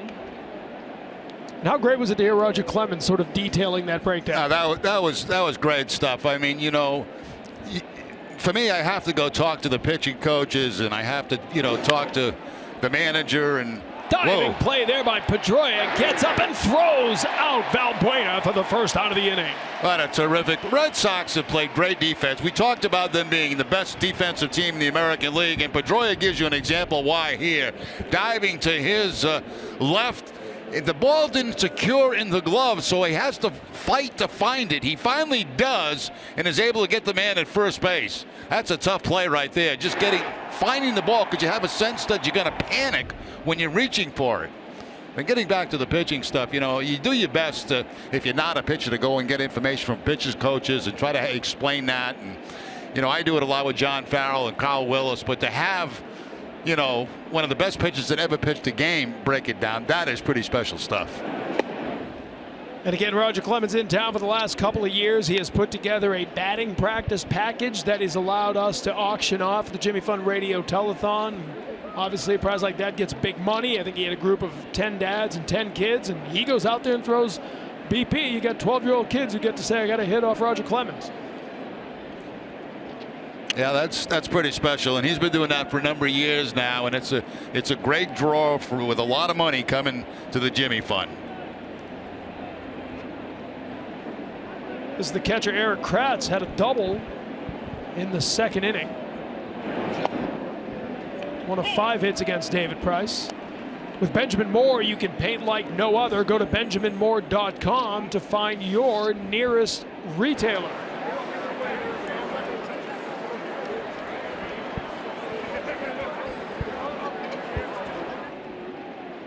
One down here in the 4th inning. 2-1 the count to Kratz. Tom Karen, Jerry Remy, Gary Streisky with you here at Fenway Park. Dave O'Brien off tonight. Started graduating from college. Congratulations, Sammy. Gorgeous night for baseball. The weather finally heating up. Red Sox offense is heated up weeks ago and hasn't let up. And David Price heating up tonight. The velocity has been there. Command has been there by and large.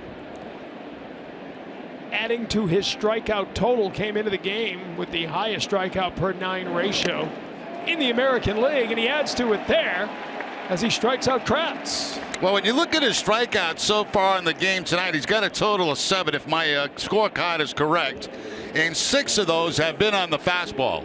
1 has been on the changeup. That was the Gomez back in the 2nd inning. Every other one has been on his fastball.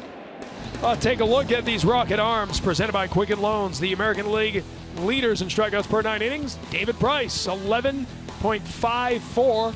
His old teammate Chris Archer right behind him. Archer with more total strikeouts coming into the night, but he had made 1 more start. Now Price passing him with 7 and counting tonight.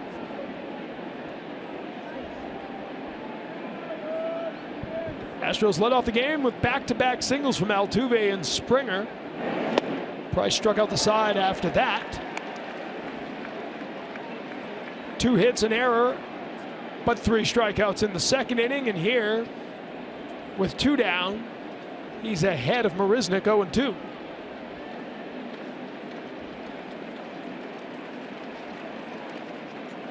Down in the dirt there. Tried to put him away on the cut fastball that time, but bounced it. See if he goes back to his strikeout pitch tonight, his fastball. Last pitch to Cutter, that's going to be down out of the zone, not chased.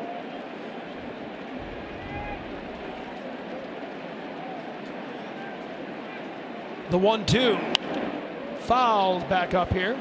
Tonight's suits are designed by Joseph Abboud, custom made in the USA of fine Italian fabrics, available at Men's Warehouse. What do we got here? Oh, that's nice how play. you do it. See, that's how you do it. Look at that. He's a kid again. Similar to last night, though, right? It's coming right at you. You make the basket catch. You make sure it doesn't bounce away from you. Just missing outside. See, they're showing it there. Showed him how he did it, too. Just right into the breadbasket. Now you check a little sore after you look at the hand and you rub it off. It's all right. It's a lot more sore if you don't make the catch.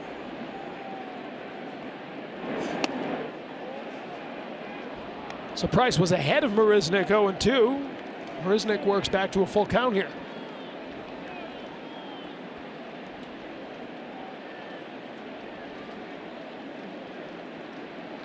Second full count of the game for David Price. 68 pitches, trying to close out the 4th inning here.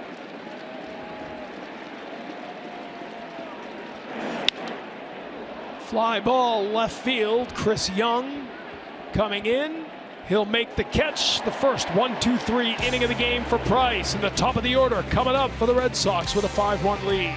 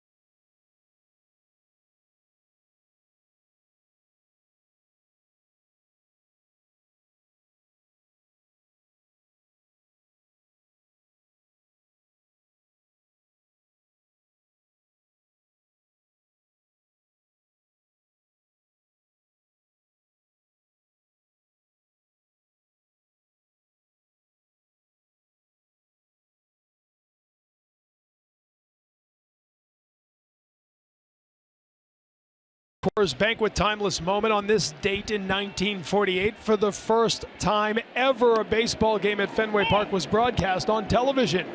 It aired on WBZ TV. Were you in the booth? Sorry, too easy. Thanks for that, TC.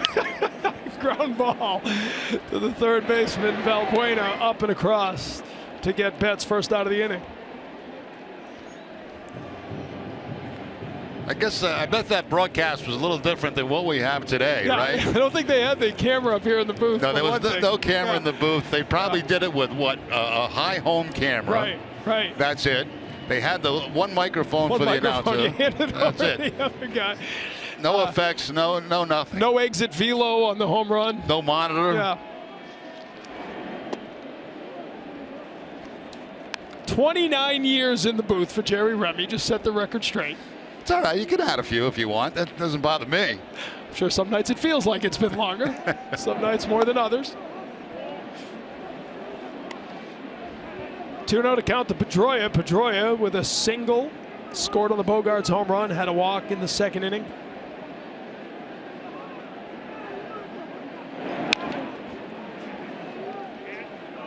Fouls off the 89-mile-an-hour fastball. 74 pitches and counting from Dallas Keuchel.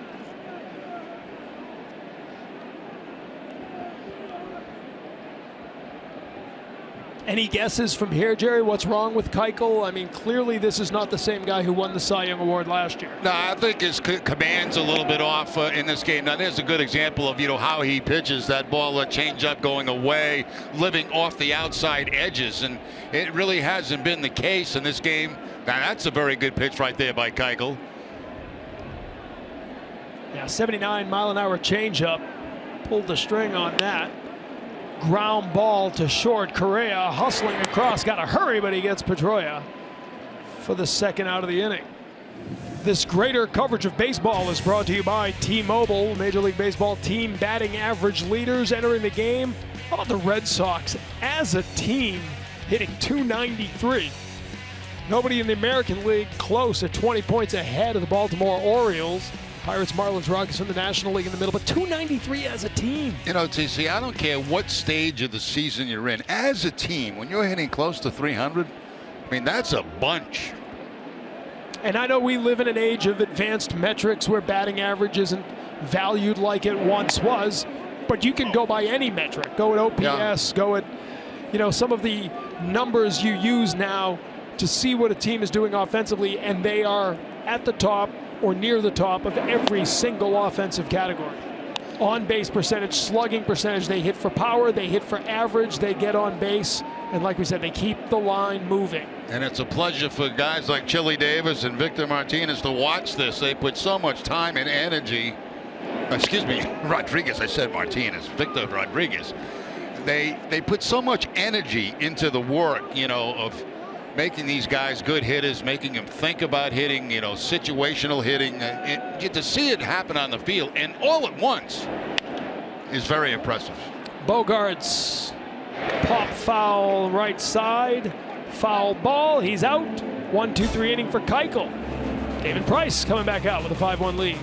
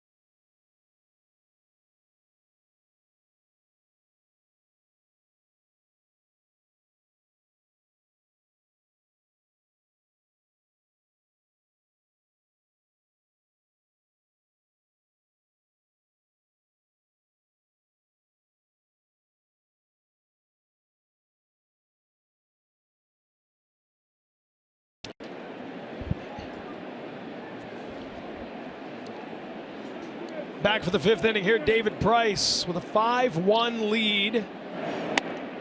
Coming off his first 1-2-3 inning of the night. Pennant Fever is going on now at Jordan's Furniture. If the Sox and Yankees meet in the League Championship Series, you could win free furniture and mattresses. It's Pennant Fever going on now at Jordan's. Outside there.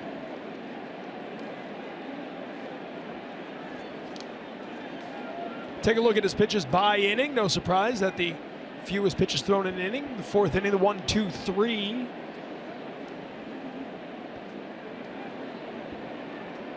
Jose Altuve, 1 for 2. Make it 2 for 3. Base hit to left field. His second hit of the night. Well, he's just a good player, isn't he? I mean, he has come on the scene and nothing but played great baseball since being in the big leagues. A fantastic average. He's got some power. He's got great speed. Good defensive second baseman. I mean, he's pretty special. We're fortunate to see 2 special second basemen in this game tonight. Pedroia for the Red Sox and Altuve for the Astros. And Altuve looks up to Dustin Pedroia, you know, as a guy who's not, he's 5'6", Pedroia 5'8". Right. And he says watching Pedroia work his way through Major League Baseball and prove doubters wrong, a big inspiration to Altuve, who's just 25 years old. 3-time All-Star now for Altuve. As Springer takes ball 1. Now you look around the diamond tonight, and you look at second base and shortstop, and you got some of the best out there. I mean, Bogaerts and Pedroia, and you're talking about Altuve and Correa on the other side. I mean, that's pretty impressive stuff.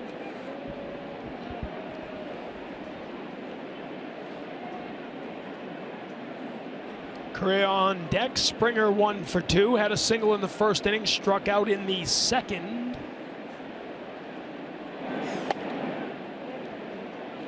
Springer walked 4 times yesterday in that 16-inning win over Cleveland. Lots of walks on both sides yesterday. Astros pitchers walked 12 Indians. Let's see who's responsible for coverage on this particular pitch. A 2-0 count with speed at first base. That's Pedroia. Closed mouth means he's got it.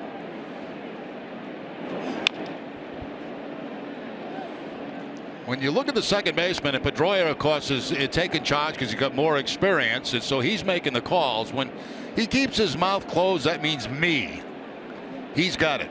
When his mouth is open, that means Bogaerts takes it, the shortstop. 2 balls, 1 strike, an action count. I'm sure it's going to be Pedroia covering the bag. We'll take a check.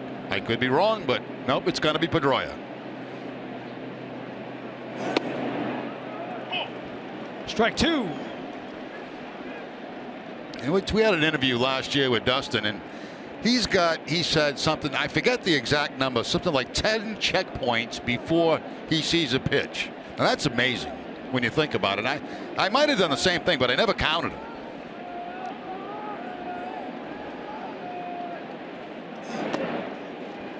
You know, he talked about checking the runner at first base, picking up the sign, looking at the third base coach to see if there's something on, looking to his outfield.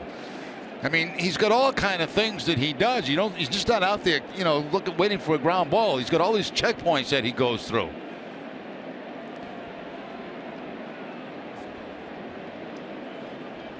Looks like it's most likely him on that one. Mouth closed, but kind of a little, let's see what happens. Yeah, 3-2 count.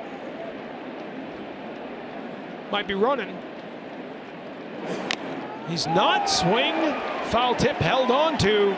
And the 8th strikeout of the night for David Price. You know, when Price is dealing the way he is tonight with the strikeouts, it's tough to run because, even on a 3-2 count, most of the time you send the runner, even if you're 4 runs down. But the fact is, he's got the strikeout pitch going for him tonight. So you're intimidated to send somebody.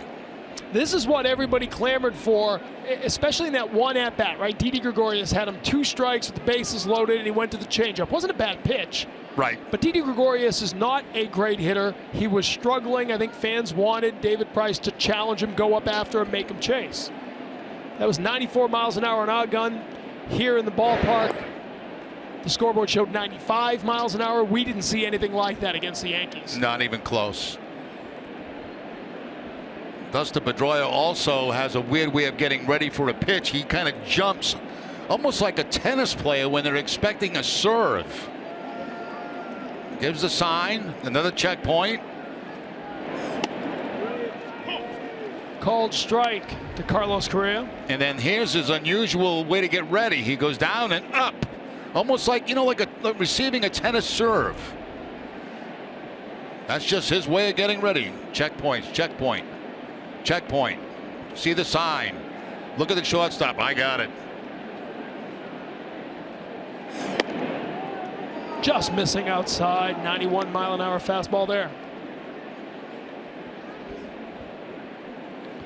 I love that stuff. And I did the same stuff, but I don't remember. You were never a numbers guy. You were thinking about 10 checkpoints. You were just making sure you had an eye on everything.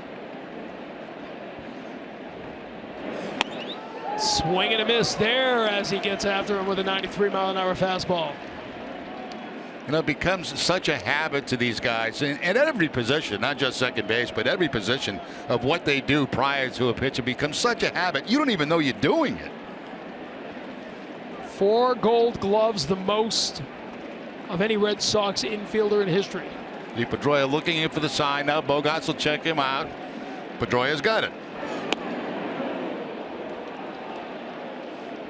The one thing that makes it easy for those guys in this situation, they're not going to play hit and run. The only thing they're protecting against here is the steal.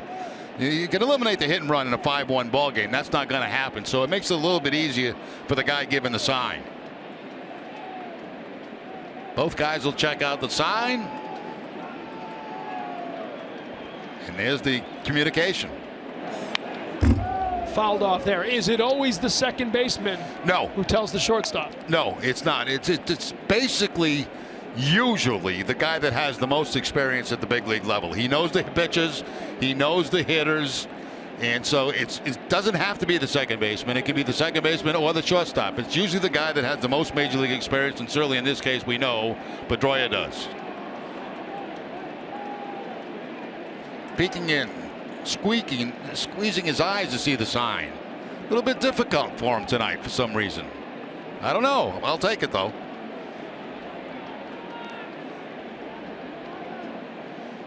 The 2-2 to Correa. Fouls it off. That was one where Dustin couldn't quite make his mind up, huh? There's been a couple of those. He said, well, I'll do it. 2-2 count. He might be running. I'll take it, you know.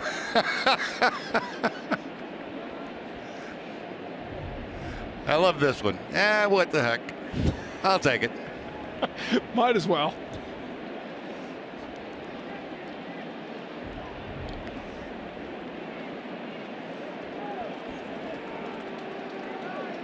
More confident on that one. The 2-2 pitch. Swing and a miss. He got him. 9 strikeouts for David Price. Well, you know, the good thing that's going on now with David Price is, you know, we made a big deal about the mechanical things that he was working on in the game, and it was so eloquently explained by Roger Clemens. That is out of his mind now. You know, in the first inning, I'm sure he's thinking about that, but now he's just doing it, and he is dealing tonight.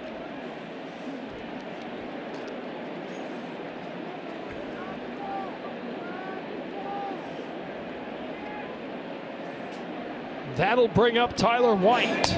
Struck out looking in the first inning. Popped out to third base. In foul territory in his second at bat. The average down to 233. And again, 2 weeks ago in Houston facing the Red Sox, he was at 315.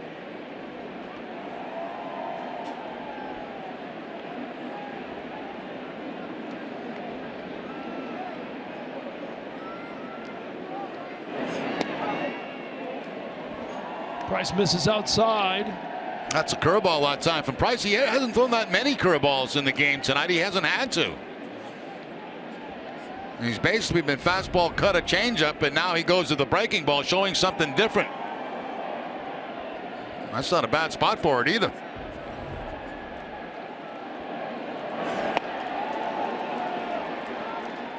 They check. No, he did not go around.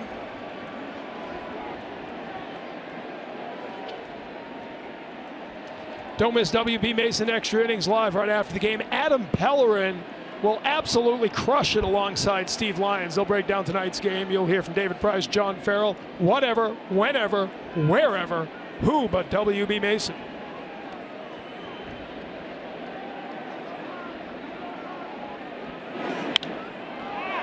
High foul ball. Up into the rooftop seats. And back down to the lower bowl. This is middle innings back in the green room. You've been there. Just I know what Adam Pellerin, Steve Lyons now starting to get serious about the show.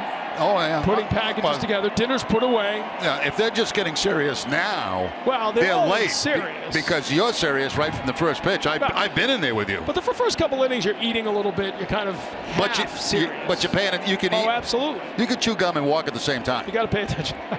I'm not that good at that. You got to be early with this team. There's no question. You got to be on this game from the start. Yeah, absolutely. Lots of offense again tonight. The 2-run homer in the first inning for Xander Bogaerts. Fouls back by White. But this is where you might put the tie back on at this point. You might be getting ready. There's going to be an update here in the next inning or two. Oh, you're getting ready. Adam's got to be ready. Adam knows I'm going to throw it to him at any time. Yeah, you got it down. I've caught you a rack in the playoffs.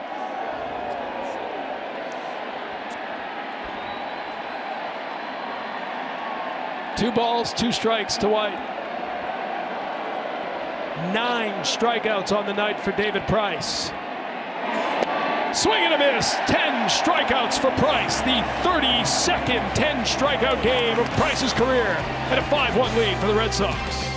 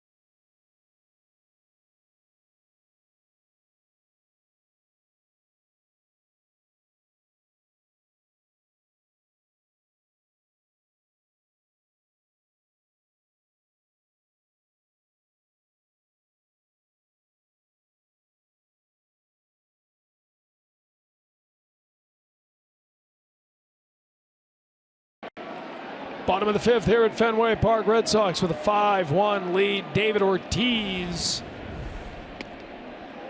up for his 3rd at-bat of the night. 1 for 2 at a ground rule double.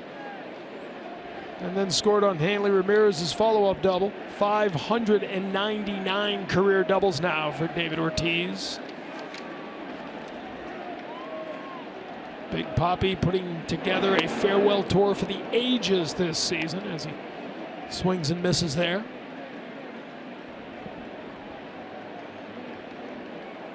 .954 career games played here at Fenway Park, closing in on 1,000. Top 5 Red Sox history.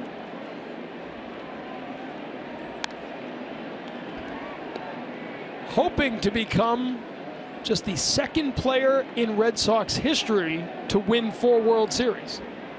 Harry Hooper Won his fourth with the 1918 Red Sox. Been a long time since someone was able to win 4, and David Ortiz, of course, the only member of this team who was here in 04 and 07 and 13.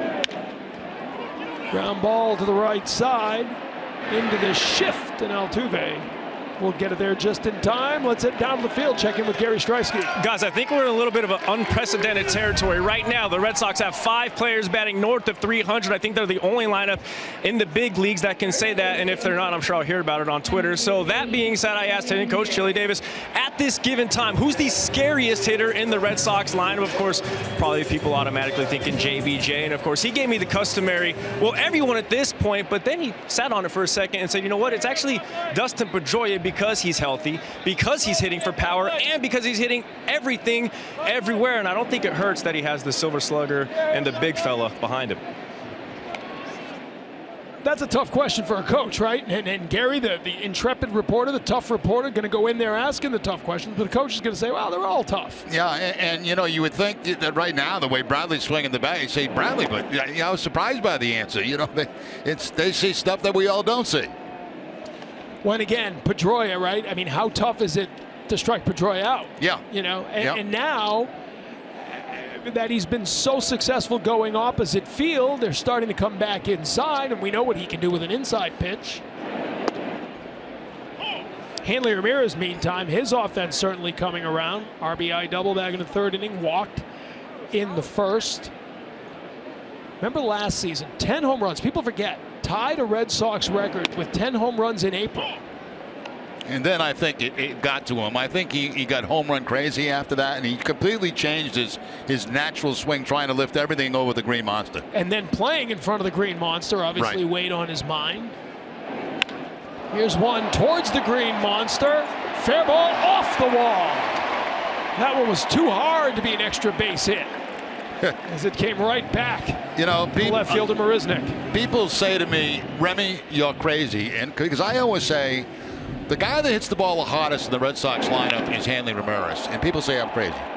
Well, I'm going to tell you, if you don't think I'm correct, ask David Ortiz, who hits the ball the hardest in the Red Sox lineup. I guarantee you, man to man, they will tell you. You watch Ramirez take batting practice, he hits the ball harder than anybody on this team. That home run off the stanchion the other night was as hard a ball as I've seen hit. The exit velocity, I know you're not a huge fan, but 114 miles an hour off the bat. How about the last line drive off the wall? Oh, that thing would have kept going forever if the wall wasn't there. But I really do believe last year his lack of engagement, to use your word, enjoyment, playing left field, ultimately affected him at the plate as well. Look, you know, now I think the opposite is happening. His joy of the game, his engagement at first base is making him a better hitter once again. Here, Young grounds to Correa. He'll turn the double play to end the inning. So Ramirez with a single, nothing more. 5-1 Sox.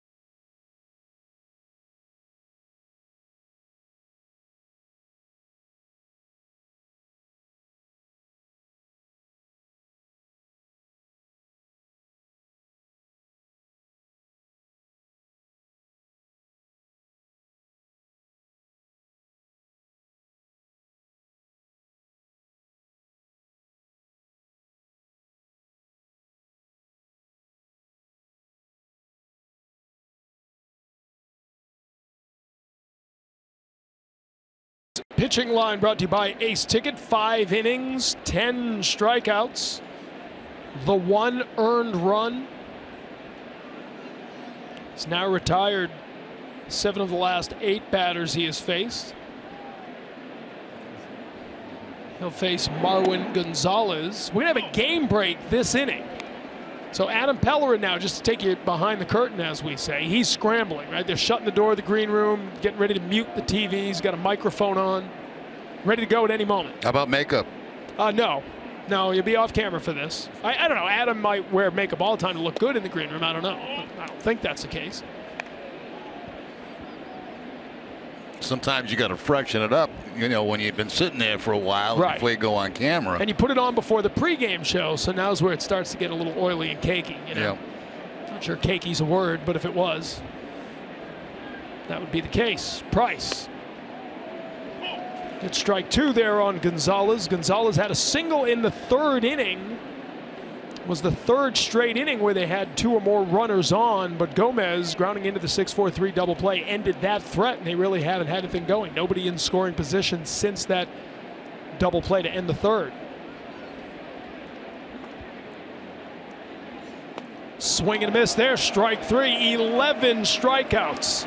And the beat goes on for David Price. And now he's mixing in more curveballs. That was a breaking ball right there to pick up a strikeout. As I said, the majority of his strikeouts tonight have been fastballs. Now he's going to that curveball. This is actually the 3rd time through the lineup against the Astros, so he's changing things around a little bit.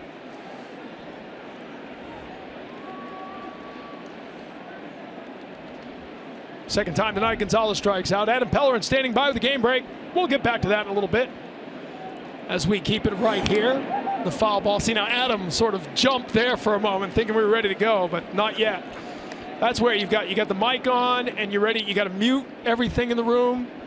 You did that on purpose. Yeah, I did. You did that. Sorry, Adam. Adam, I'm sorry. I've always wanted to do that to somebody. I'm always on the other end waiting for the guy to throw it to me.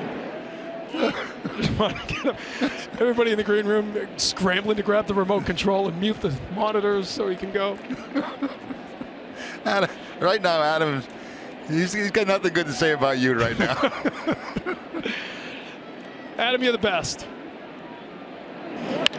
The ground ball to 3rd base.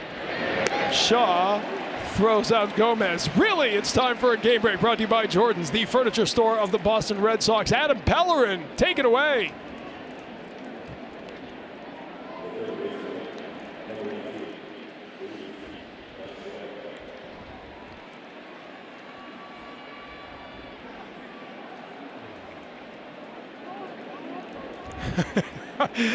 Yeah, thank you, Adam. I told the boys, there's your night to have salmon. Get fish, get salmon. Stink up the green room. I'll be back this weekend. Nice job by Adam Pellerin. He's doing a great job filling in tonight. Again, I'm filling in for Dave O'Brien, who's with his daughter. She's graduating from college. Congratulations to her. We thank you for joining us tonight as the Red Sox look to extend their winning streak to 5 games now. Won that final game in New York, sweeping Oakland. They got a 5-1 lead here in the 6th.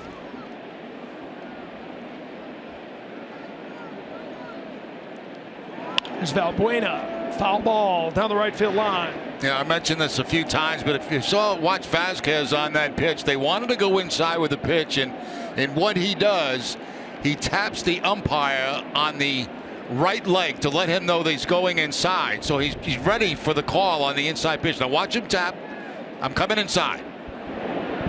And that's exactly where the pitch was. So if the pitch was taken, the umpire's looking for the ball at that part of the plate.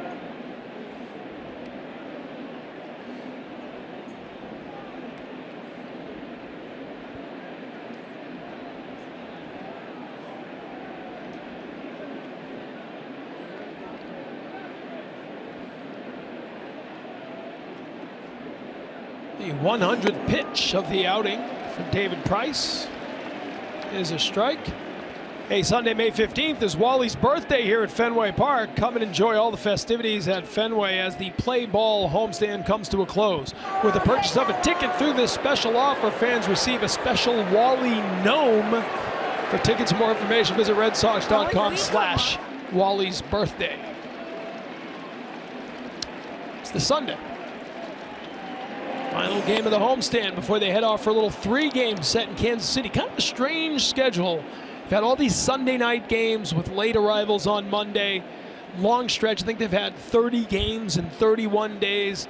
Now you head off to Kansas City. Then you get a Thursday off, a weekend series of Cleveland, and a Monday off. So they will be well rested after the next week or so. Valbuena, high fly ball to right field. Mookie Betts is there. He'll make the catch. And another 1-2-3 inning for David Price. Coming up, Shaw, Vasquez, and the red hot JBJ.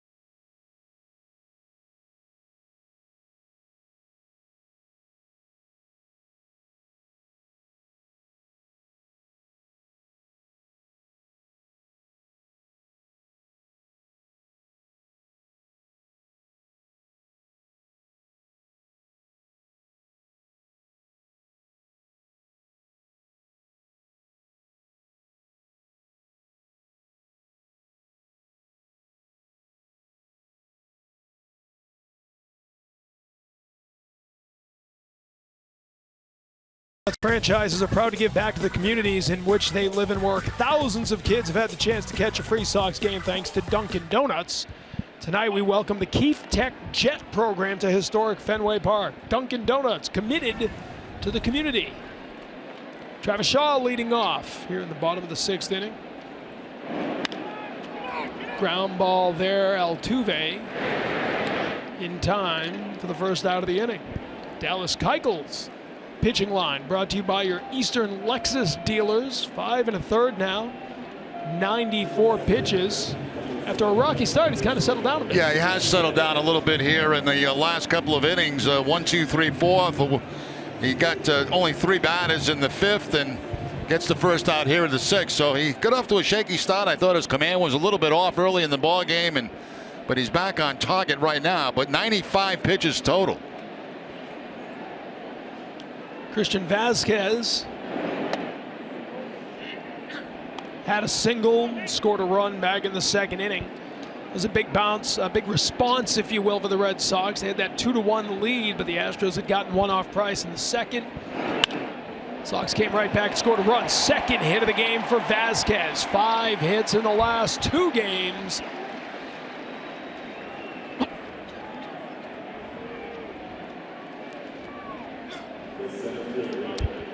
Time now for a Dunkin' Donuts poll question. Will Joe DiMaggio's 56-game hit streak ever be broken? Text 1 for yes, 2 for no. Your answer to 536-536. Message and data rates apply. Well, you know, TC, that's a tough one because, you know, all records are obviously breakable.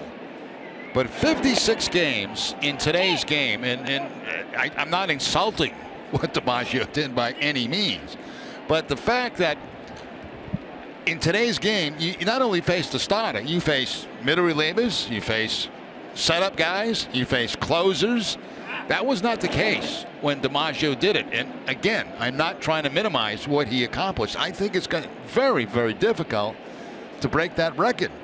Well, John Farrell was asked about it yesterday, kind of rolled his eyes with that. And by the way, I want to apologize for throwing that one at you. I had just swallowed some water down the wrong pipe. I didn't even notice. Thought you were going to take in some, great analysts. All of a sudden, they hand me a promo to read. So my apologies to the truck and the crew and the good people of Dunkin' Donuts. But yeah, I mean, is there a record in baseball that seems tougher to reach than that? It seems like that's it. You know, I mean, nobody's really ever come that close to it. Well, Bradley extending his. And if I'm not mistaken, games. Excuse me, TC, if I'm not mistaken, I think after DiMaggio took an offer, after that, he went on another streak after that. Not nearly as long, but another extended hitting streak, I believe.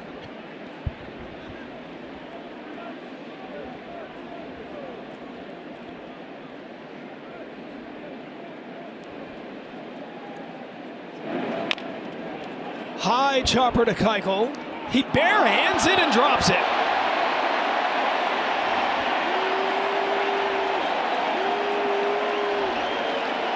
That's really the only chance he had. I mean, you know, as soon as this ball hit the plate, I wanted to yell out base hit because there's no way that Keuchel's going to get him, even if he goes to the glove.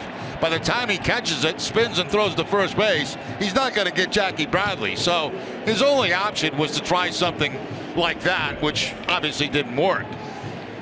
But I wanted to yell out base hit once that ball hit the plate. It was hit that high. Well, I said before, he's won 2 straight Gold Gloves, so he knows how to field the position. And when you're hot, you're hot. Yeah. Bradley 2 for 3 on the night, and you've got 2 on with 1 out. The top of the order coming up, Mookie Betts. One of 2 Red Sox players without a hit tonight off Keuchel. And he sends this one up to the Green Monster and gone! A 3-run home run for Mookie Betts. And the fireworks continue here at the Fens.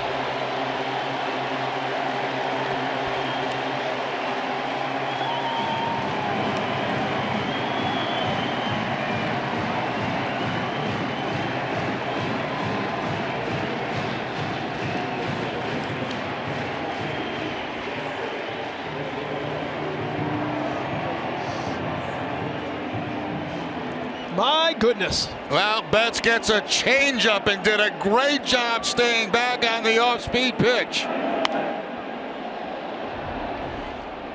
Here's the off-speed pitch to changeup. It's down at the bottom of the strike zone, but what a job by Betts to keep his weight and hands back. He was not fooled on that pitch at all.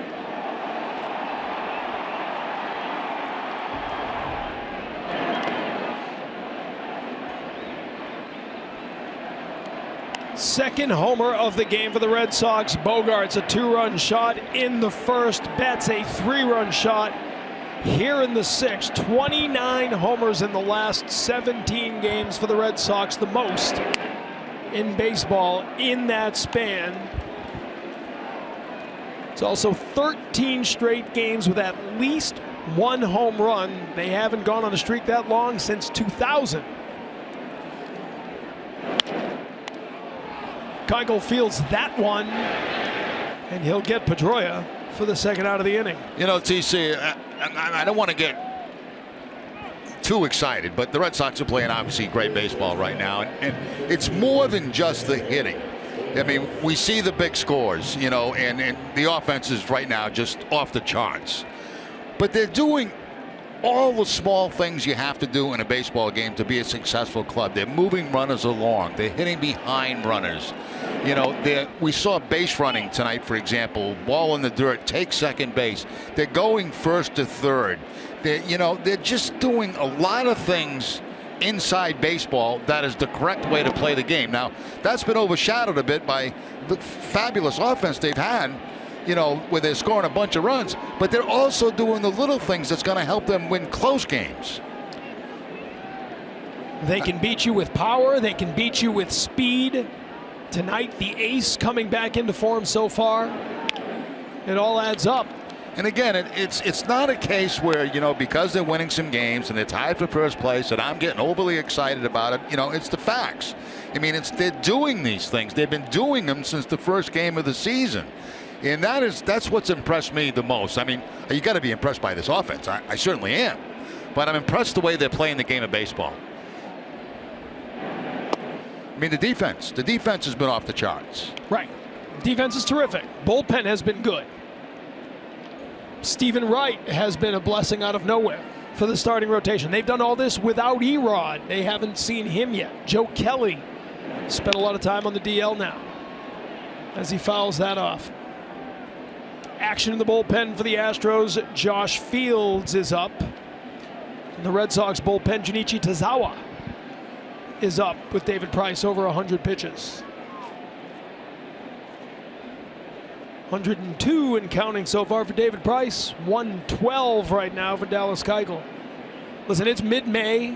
The Red Sox are tied for first place after back-to-back last-place seasons. All you want is a meaningful baseball season, right? Give us a reason to believe in this team, and you certainly have that on this date in May. Well, I think what's happened is, you know, early in the year the fans were skeptical, obviously, you know, after 2 last-place finishes, and I think we all had a pretty good feeling about this club coming out of spring training. Now, you didn't know, you know, they were going to score this many runs, be number 1 in the league in so many offensive categories. You knew they had a good offense, but you didn't know it was going to be this good. And I think now the fans are starting to realize they've got to that point saying, wait a minute, this is a good watch. You know, it's a team that can score runs. It's a team that's playing the game the right way. It's a team that if they get their ace going, which he did tonight, has got, you know, a bona fide ace. They've got a very good bullpen. They've got a good team. Bogart strikes out to end the inning, but Mookie Betts, his 6th home run of the year, a 3-run shot. It's 8-1 Red Sox here at Fenway.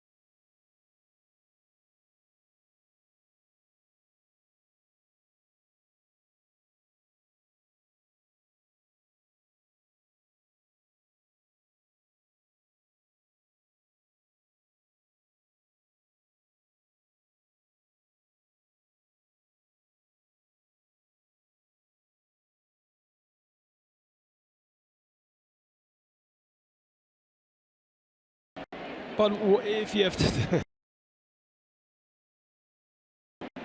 maybe.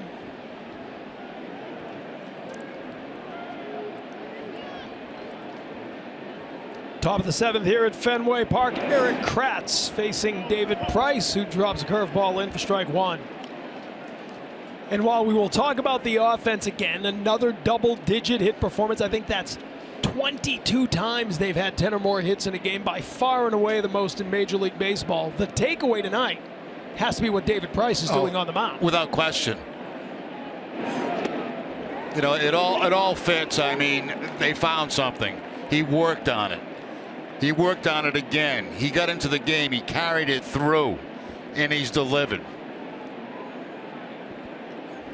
To me, that's the story of the game.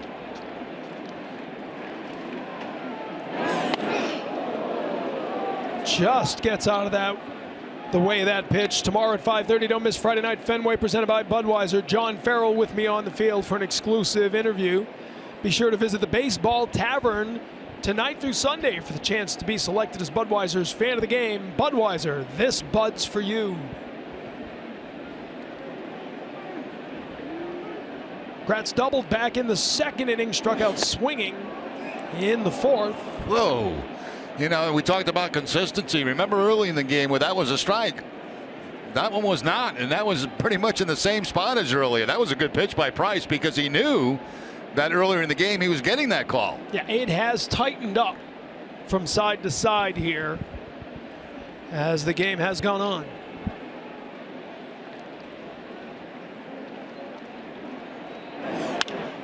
Kratz, fly ball to right field. Betts gets after it to make the catch. Mookie Betts tracking it down on the track. The first out of the inning. Ace Ticket, Boston's trusted source for Red Sox tickets, has the best seats at the lowest prices to all games at Fenway, all with a 200% guarantee. Treat yourself or someone special by visiting aceticket.com or calling 1-800-MY-SEATS. 7 in a row for David Price now. He's retired 11 of the last 12 Astros he has faced. I guess if I can recommend anything to our fans watching the game tonight, and especially if you're coaches of high school players, college players, I would hope that you would get a tape of this game and just listen to the analysis of Roger Clemens on David Price, and that was superb. I think that you should just keep that part of the game, play it back over and over again, and learn, because that was pretty special stuff, and it really breaks down. It really broke down, you know, what Price is trying to do. So, you know, if you missed it, go back, get the tape of the game, watch it again in Sox in 2. Sox in 2 tonight. You Good know, promo. and tape the part where Clemens becomes an analyst here in the booth. It was fabulous. It was like a private video session with one of the greatest pitchers of all time. It's like he was sitting in the clubhouse. That's exactly what goes on in the clubhouse. That's fouled back.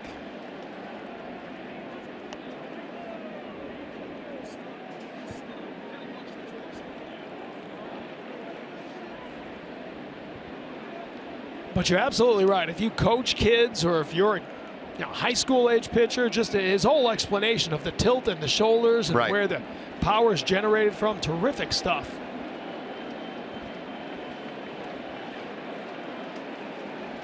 Two and two the count to Marisnick, who fouls it off. 95 miles an hour, 94 on our gun for the fastball. So again, the velocity has been there, and it has been there consistently. And it's going up from the start of the game. He started the game at about 93. The last pitch, knowing this is his last inning, 95.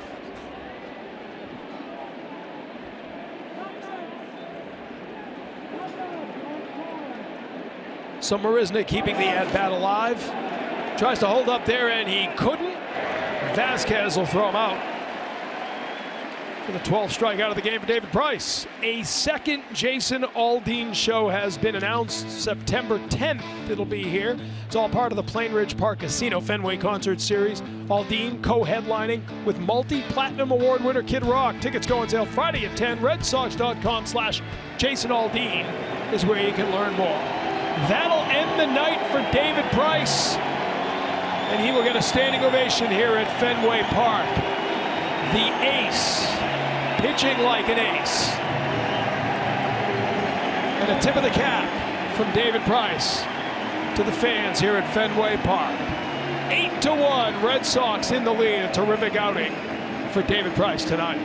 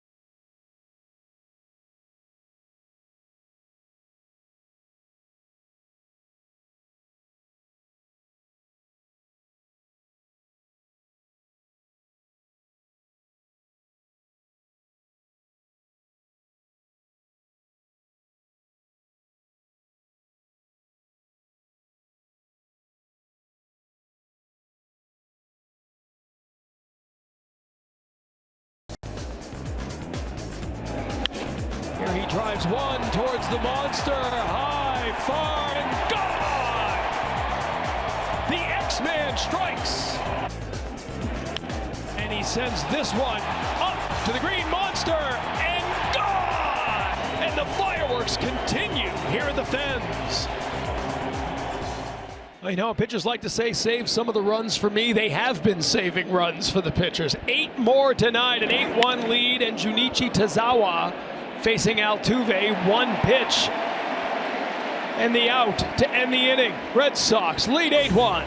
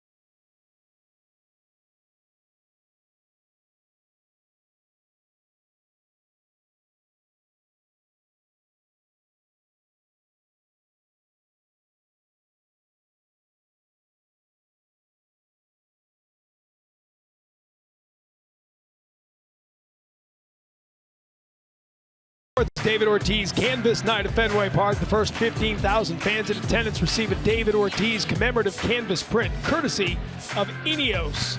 For tickets and more information, visit redsox.com/promos or call 877-RED-SOX-9. Big Papi leading off the 7th inning. A new pitcher for the Houston Astros as Josh Fields comes in. Gets a called strike. Fields making his 15th appearance of the season out of the pen for the Astros. ERA 7.25. Opponents hitting him at a .333 batting average.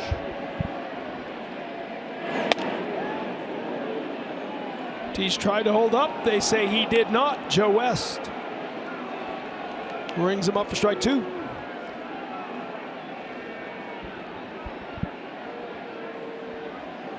David Ortiz 1 for 2 against Keuchel tonight. Had the ground rule double in the 3rd inning.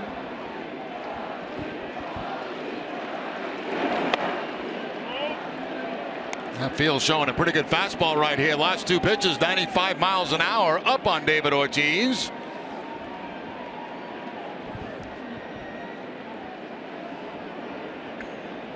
.24 extra base hits already on the season for David Ortiz, the most he's had at this point in any season in his career.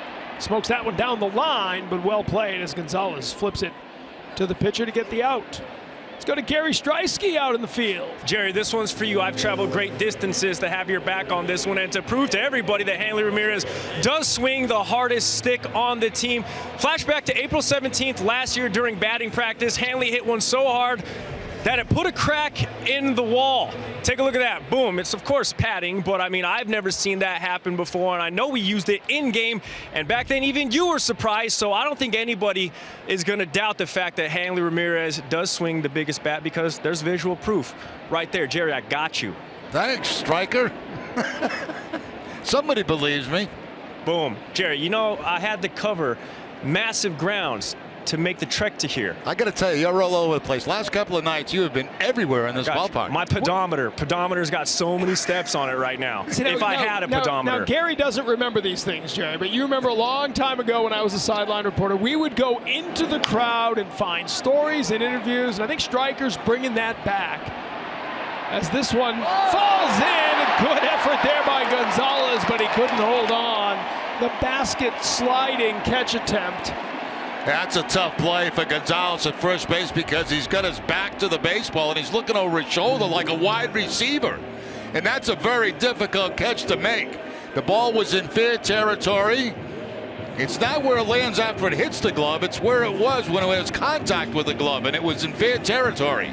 So Ramirez should get a base hit on that. They call it a hit. That's 3 hits and a walk. 3 for 3 on the night for Hanley Ramirez,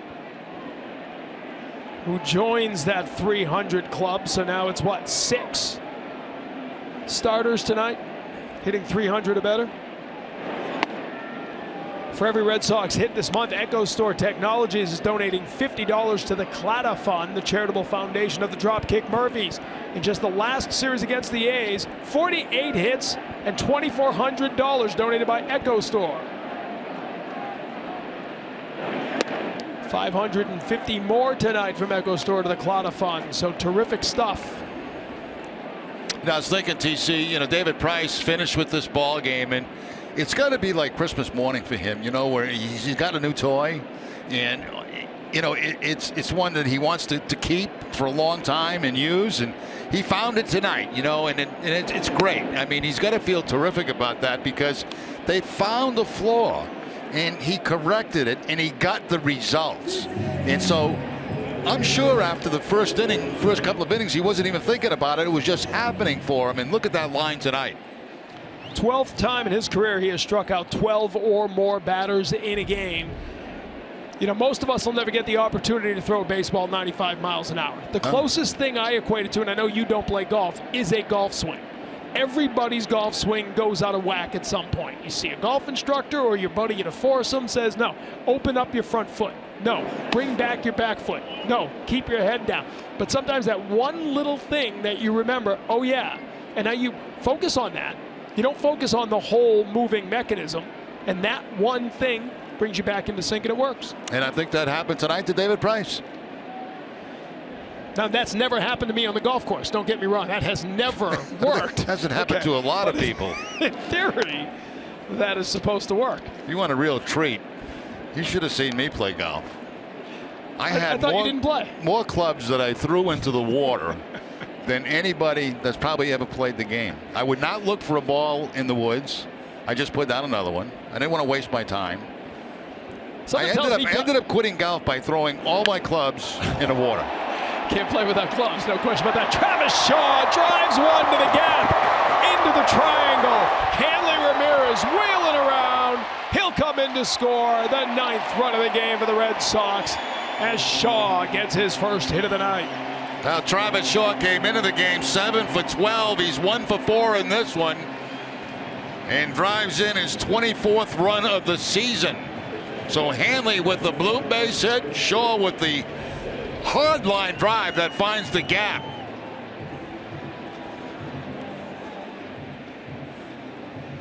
Well, that's a nice swing right there. Head right on the baseball, the line shot heading out to the 420. Hanley scores without a problem from first base, and the beat goes on here at Fenway Park. Everyone in the Red Sox lineup has at least one hit tonight. 12th double of the season for Travis Shaw. Stay tuned for Red Sox Final, presented by Plainridge Park Casino. Adam Pellerin, Steve Lyons preview Stephen Wright start against the Astros tomorrow. Plus all the highlights from around the American League East. It's coming up. Full post-game coverage from our NESN Television Center.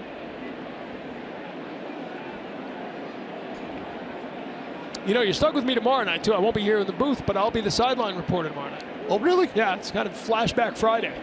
Wow. I got to tell you, I hate to start a story with 2 outs, so maybe we'll wait till next inning. It's about you throwing more golf clubs in the ocean? No, it's about you being a sideline reporter, and I think one of the best moments we ever had happened in Tampa Bay. Oh, I know where you're going with this. One of these days we'll make Gary Streisky do that.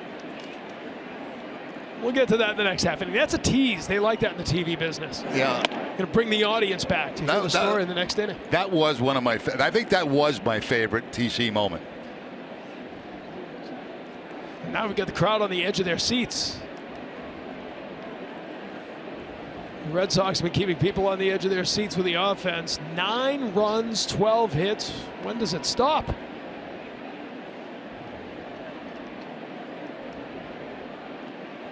Christian Vasquez, 2 hits tonight, 3 yesterday. And I think the exciting thing right now, Jerry, is that home field advantage is back. You didn't feel it the last couple of years. And honestly, you didn't feel it the first 4 or 5 weeks of this season. But now, this team is using that wall, feeding off the energy of the crowd. Feels like something special happening at Fenway again. That's what happens when you swing the bat well as collectively as a group. I mean, you just feel like nobody can beat you. You feel like you're gonna jump out in front every single night. It's just a great feeling to have as a ball club, and it doesn't happen a lot where you get the whole lineup swinging the bat the way the Red Sox do. That's unusual. Maybe 4 guys, 3 guys are swinging the bat good, but when you get the 1 through 9, I mean, that's tough to deal with for if you're the opposing pitchers. 2 down here in the bottom of the 7th. Vasquez can't hold up there. And Fields will strike him out to end the inning. Back with the 8th inning of the story after this.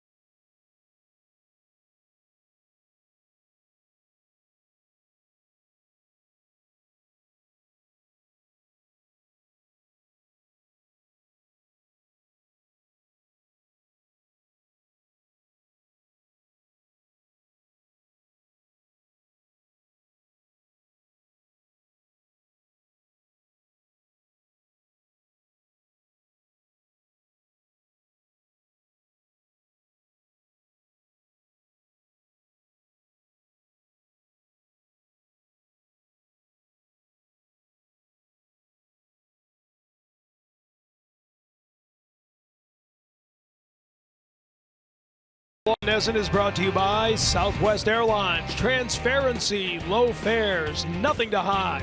BuyAToyota.com, Toyota's website for deals. Hair Cuttery, smart looks, smart prices. And by Sullivan Tire and Auto Service. Defensive changes here. Josh Rutledge coming in to play third base. Travis Shaw moves across the diamond. He's over at first. And Brock Holt is in at second base as Junichi Tazawa begins the 8th. There's Holt coming in. Now, Hanley Ramirez coming out while Shaw moves over. And we've seen them massaging the shoulder in the dugout here in recent, maybe a week, maybe a little more. We know that shoulder has been an issue from time to time. I think it's more maintenance than anything at this point. Tom, you talked about, the schedule the Red Sox have where they've played a lot of games in a row, and John Farrell was addressing that in his press conference today, how when you get these kind of leads in ball games, he's able to get guys like Dustin Pedroia and Hanley Ramirez out of the game for just a few innings and get them off their feet, get them out of the game, get them rested a little bit. I don't know how much it really rests you, but mentally it does. Springer drives this one to the gap in left center field, tracked down by Bradley. And if Springer had any thoughts about getting to second, Bradley made sure those thoughts were quickly erased. Time now to check out the results of our Dunkin' Donuts poll question. We asked, or at least I tried to ask, I was choking at the time, but we asked if Joe DiMaggio's 56-game hit streak will ever be broken. You say no. 2/3 of you saying no. You know, I was checking Twitter, and another one that fans brought up was Cal Ripken's streak of games Cal played. Ripken's streak, and I saw some people suggest Cy Young's all-time wins. I think it's 511. Hard to imagine anybody winning 500 games in this day and age. Some good tweets. You know, 300 used to sort of be the magic milestone. I don't know if you'll ever see a 300 game winner again. Like you said, guys don't stay deep enough into games. Offenses tack on runs after you leave or come from behind. And we've seen, you know, more injuries to pitchers than maybe at any point of the game's history.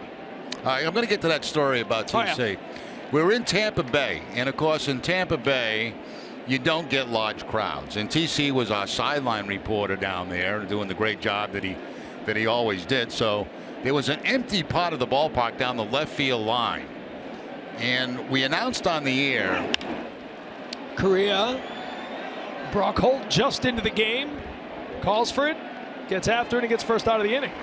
So what we did is we announced on the air that in the 5th inning, TC was going to be down in the section where there was nobody. That's right. And we said anybody that's at home in Boston, and it was all Boston fans down there at the time. If you're home in Boston, call your friends that are at the game and tell them in the 5th inning to meet TC and be on TV. And to be clear, this was pre-Twitter, pre-social media. You know, your phone was a flip phone. You know, even texting was new. Right. And what happened? Oh my! The police came in and shut us down. We started a riot in section 402 or whatever it was. It was the final weekend of 2003. They were going to the playoffs. They clinched at home. Right. You remember that Thursday night clinch against the Orioles here at Fenway? Went to Tampa Bay, and you had people, and people would call their friends there and ask me a question, and you'd answer it up in the booth. That's and it literally about became like an impromptu concert.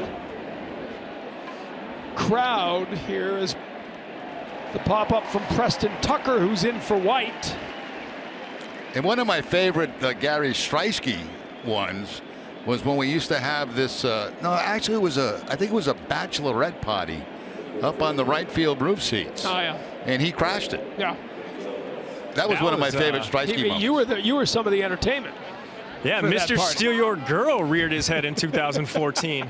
And Jerry, I think we almost ruined that wedding. You got a lot of questions. She didn't have too many answers. Well, that's what, you know, Gary, when I used to go down and interview people, you'd find people who were getting, you know, engaged or a proposal at the ballpark. And we used to throw back to Jerry, and he would give you his, well, I don't think they're going to make it. Yeah. I give him 8 months, you know, try to go the over-under on how long the marriage would last. Ground ball to second base, so Holt comes into the game. He's involved in all 3 outs, and Tazawa makes quick work of the Astros.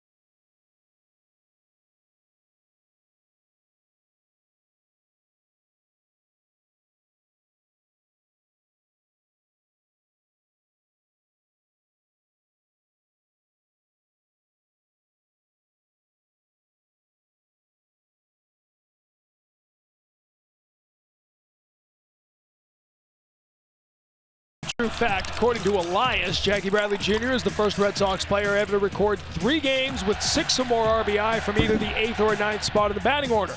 Only 2 Red Sox players ever did it twice, Bill Miller in 03 and Brian Daubach did it once in 99 and once in 2000. Twisted Tea is the hard iced tea that tastes like real iced tea. Be a little twisted.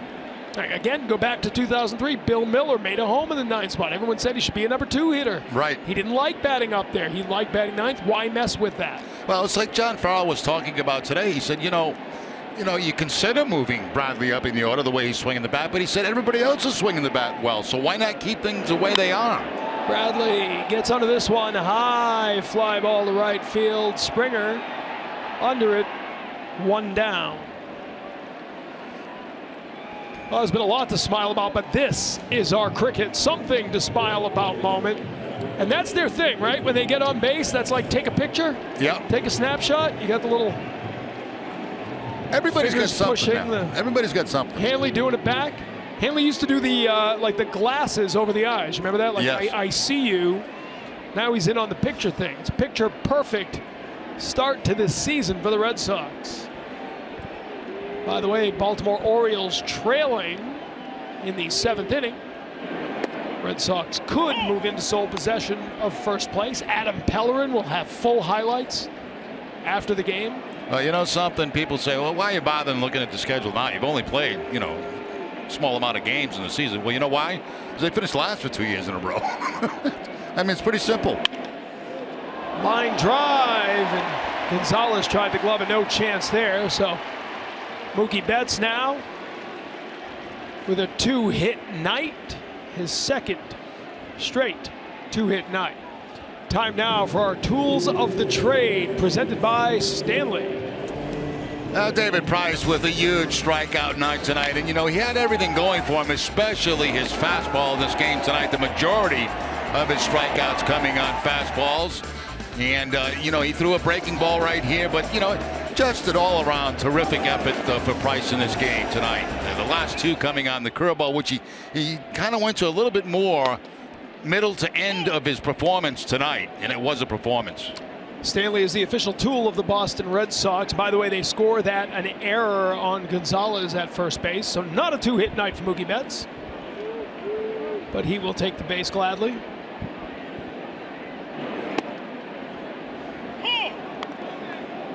Oh, and 2 to count to Brock Holt. Heath Hembree up in the pen for the Red Sox.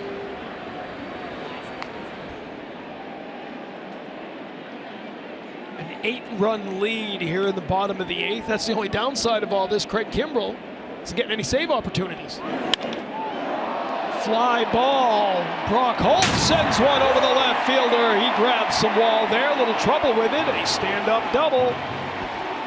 And Brock Holt becomes the 10th player of the night with a hit for the Red Sox. Yeah, that's a nice feeling for Brock. You sit around all night long and you get a chance to come into the ball game late. You get yourself a double. Marishnik was playing very shallow out there at left field, and Holt takes that line drive right up over his head. You can see where he's playing. He took a break to his left, then back. It was too late, and Holt standing at second base. So 2nd and 3rd with 1 out for Boston.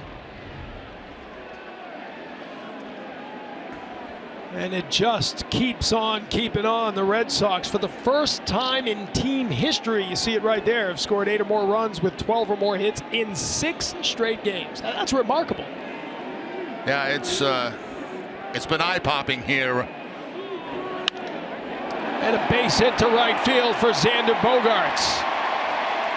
Betts will score, and it's a 10-run game again for the Sox. 50 runs in 4 games here on the homestand. Bogaerts with 3 RBIs on the night. He had 2 on the home run back in the 1st inning. He's got another one here in the 8th inning as the Red Sox just pile it on right now. We joke about it on the postgame show, Jerry. You're a guy with 3 RBI and you're debating whether he should be the star of the game because there might be somebody else with 4 or someone else with 3 hits. Nice piece of hitting there. Well, that's a classic Bogaerts swing right there. A fastball down, middle of the plate, and a line drive to the opposite field. It's classic. And what I love about it is the head discipline. I mean, when you watch his head, on contact. When he goes the other way, it's remarkable how long it stays on the baseball with contact with the bat.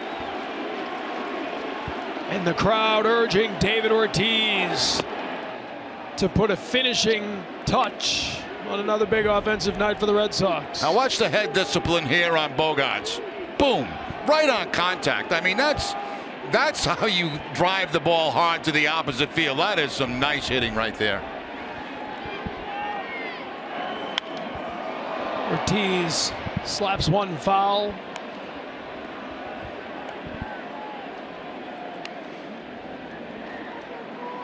Poppy on the night, 1 for 4. The ground rule double. He scored a run. First time since 2007 they have had double-digit run production in 5 or more straight games. Ortiz, broken bat, but he sends this one to right field. Hangs up there long enough for Springer to get it. A sacrifice fly that'll bring in a run as Holt scores. And the Foghorn has been busy tonight here at Fenway. Well, if you got to break a bat like David Ortiz just did, you might as well pick up an RBI on it, and that's exactly what happens. It's a changeup, and it gets Ortiz right at the end of the bat. That's why it snaps. But it's deep enough. He's strong enough to get it deep enough to score the run. And that'll bring up Josh Rutledge as he gets his first at-bat of the game. Came in last inning as a defensive replacement.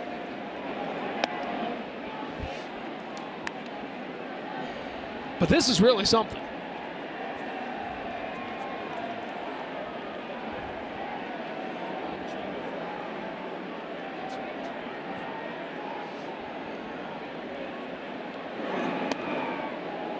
Strike call there, but it's been a long time since we've seen an offense like this. Yeah, it really has, and be this consistent for this many days in a row.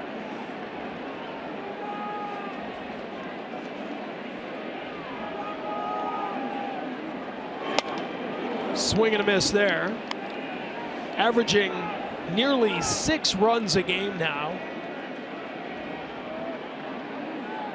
And just adding on to that offense night after night after night.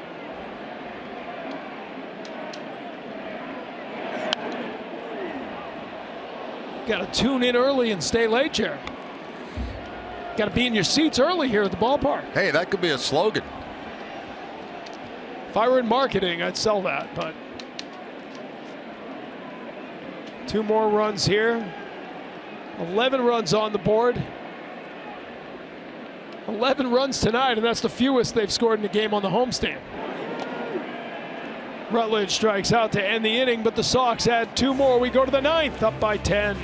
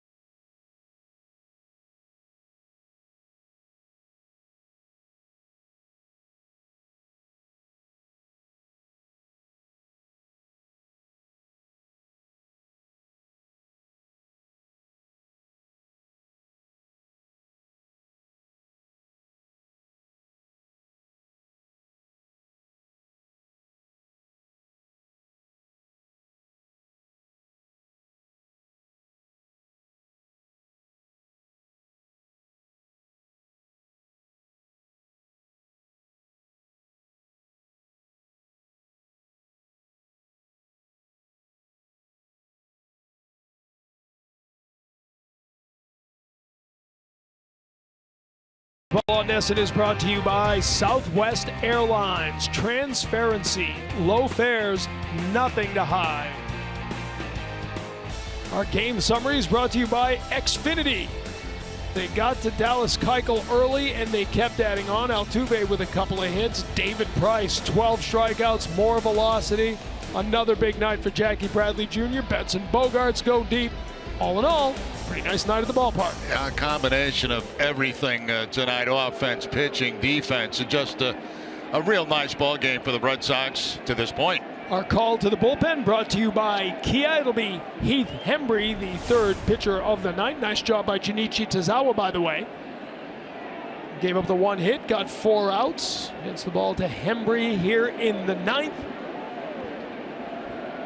Who will face Gomez to begin the inning. Carlos Gomez, first pitch swinging. High pop up. Bogarts calling for it. 1 pitch, 1 out here in the 9th.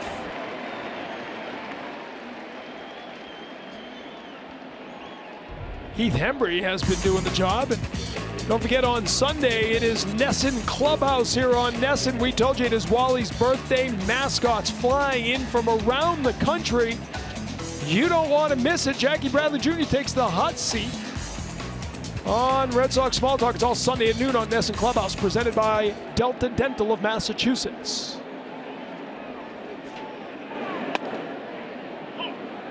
Strike call there on Valbuena. Heath Hembree coming in, 2.19 ERA.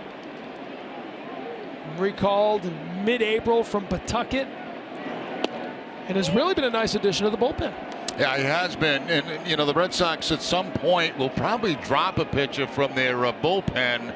John Farrell was talking about possibly when they make that trip to Kansas City.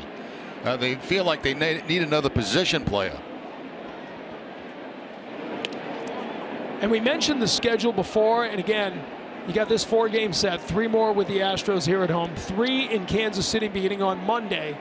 Then Thursday is an off day, 3 at home with Cleveland, and then Monday is an off day. Take a look at the schedule. So those 2 black holes, the 19th and 23rd, will really give John Farrell the opportunity to completely reset the starting rotation in any order he wants.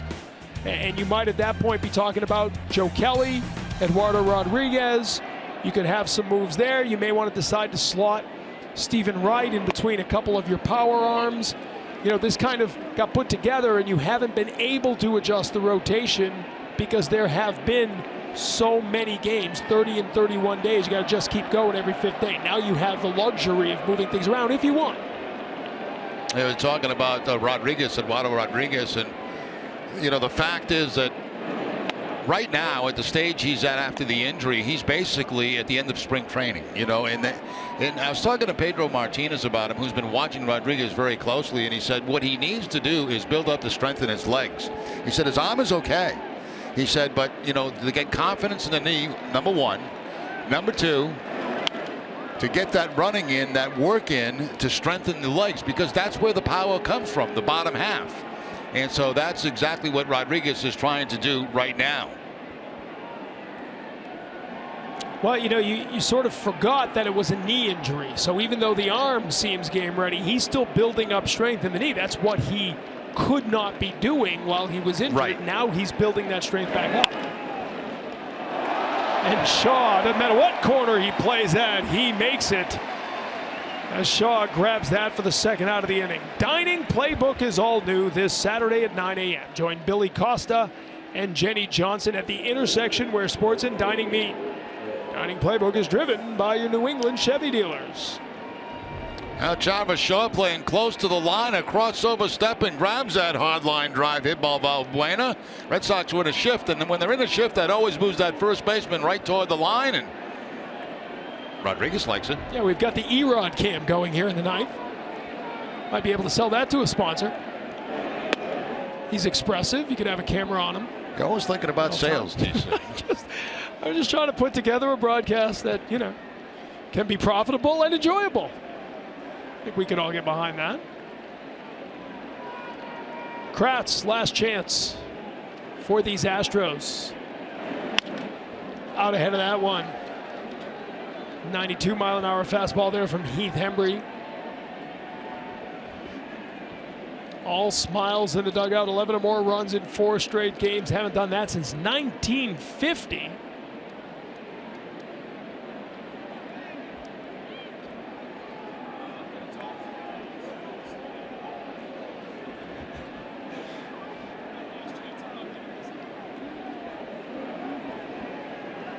Kratz had a double back in the second inning.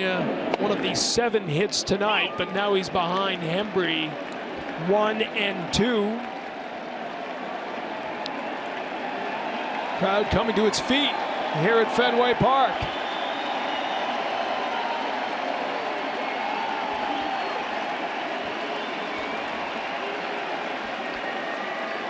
Sox trying to make it 5 straight wins. Fouled back.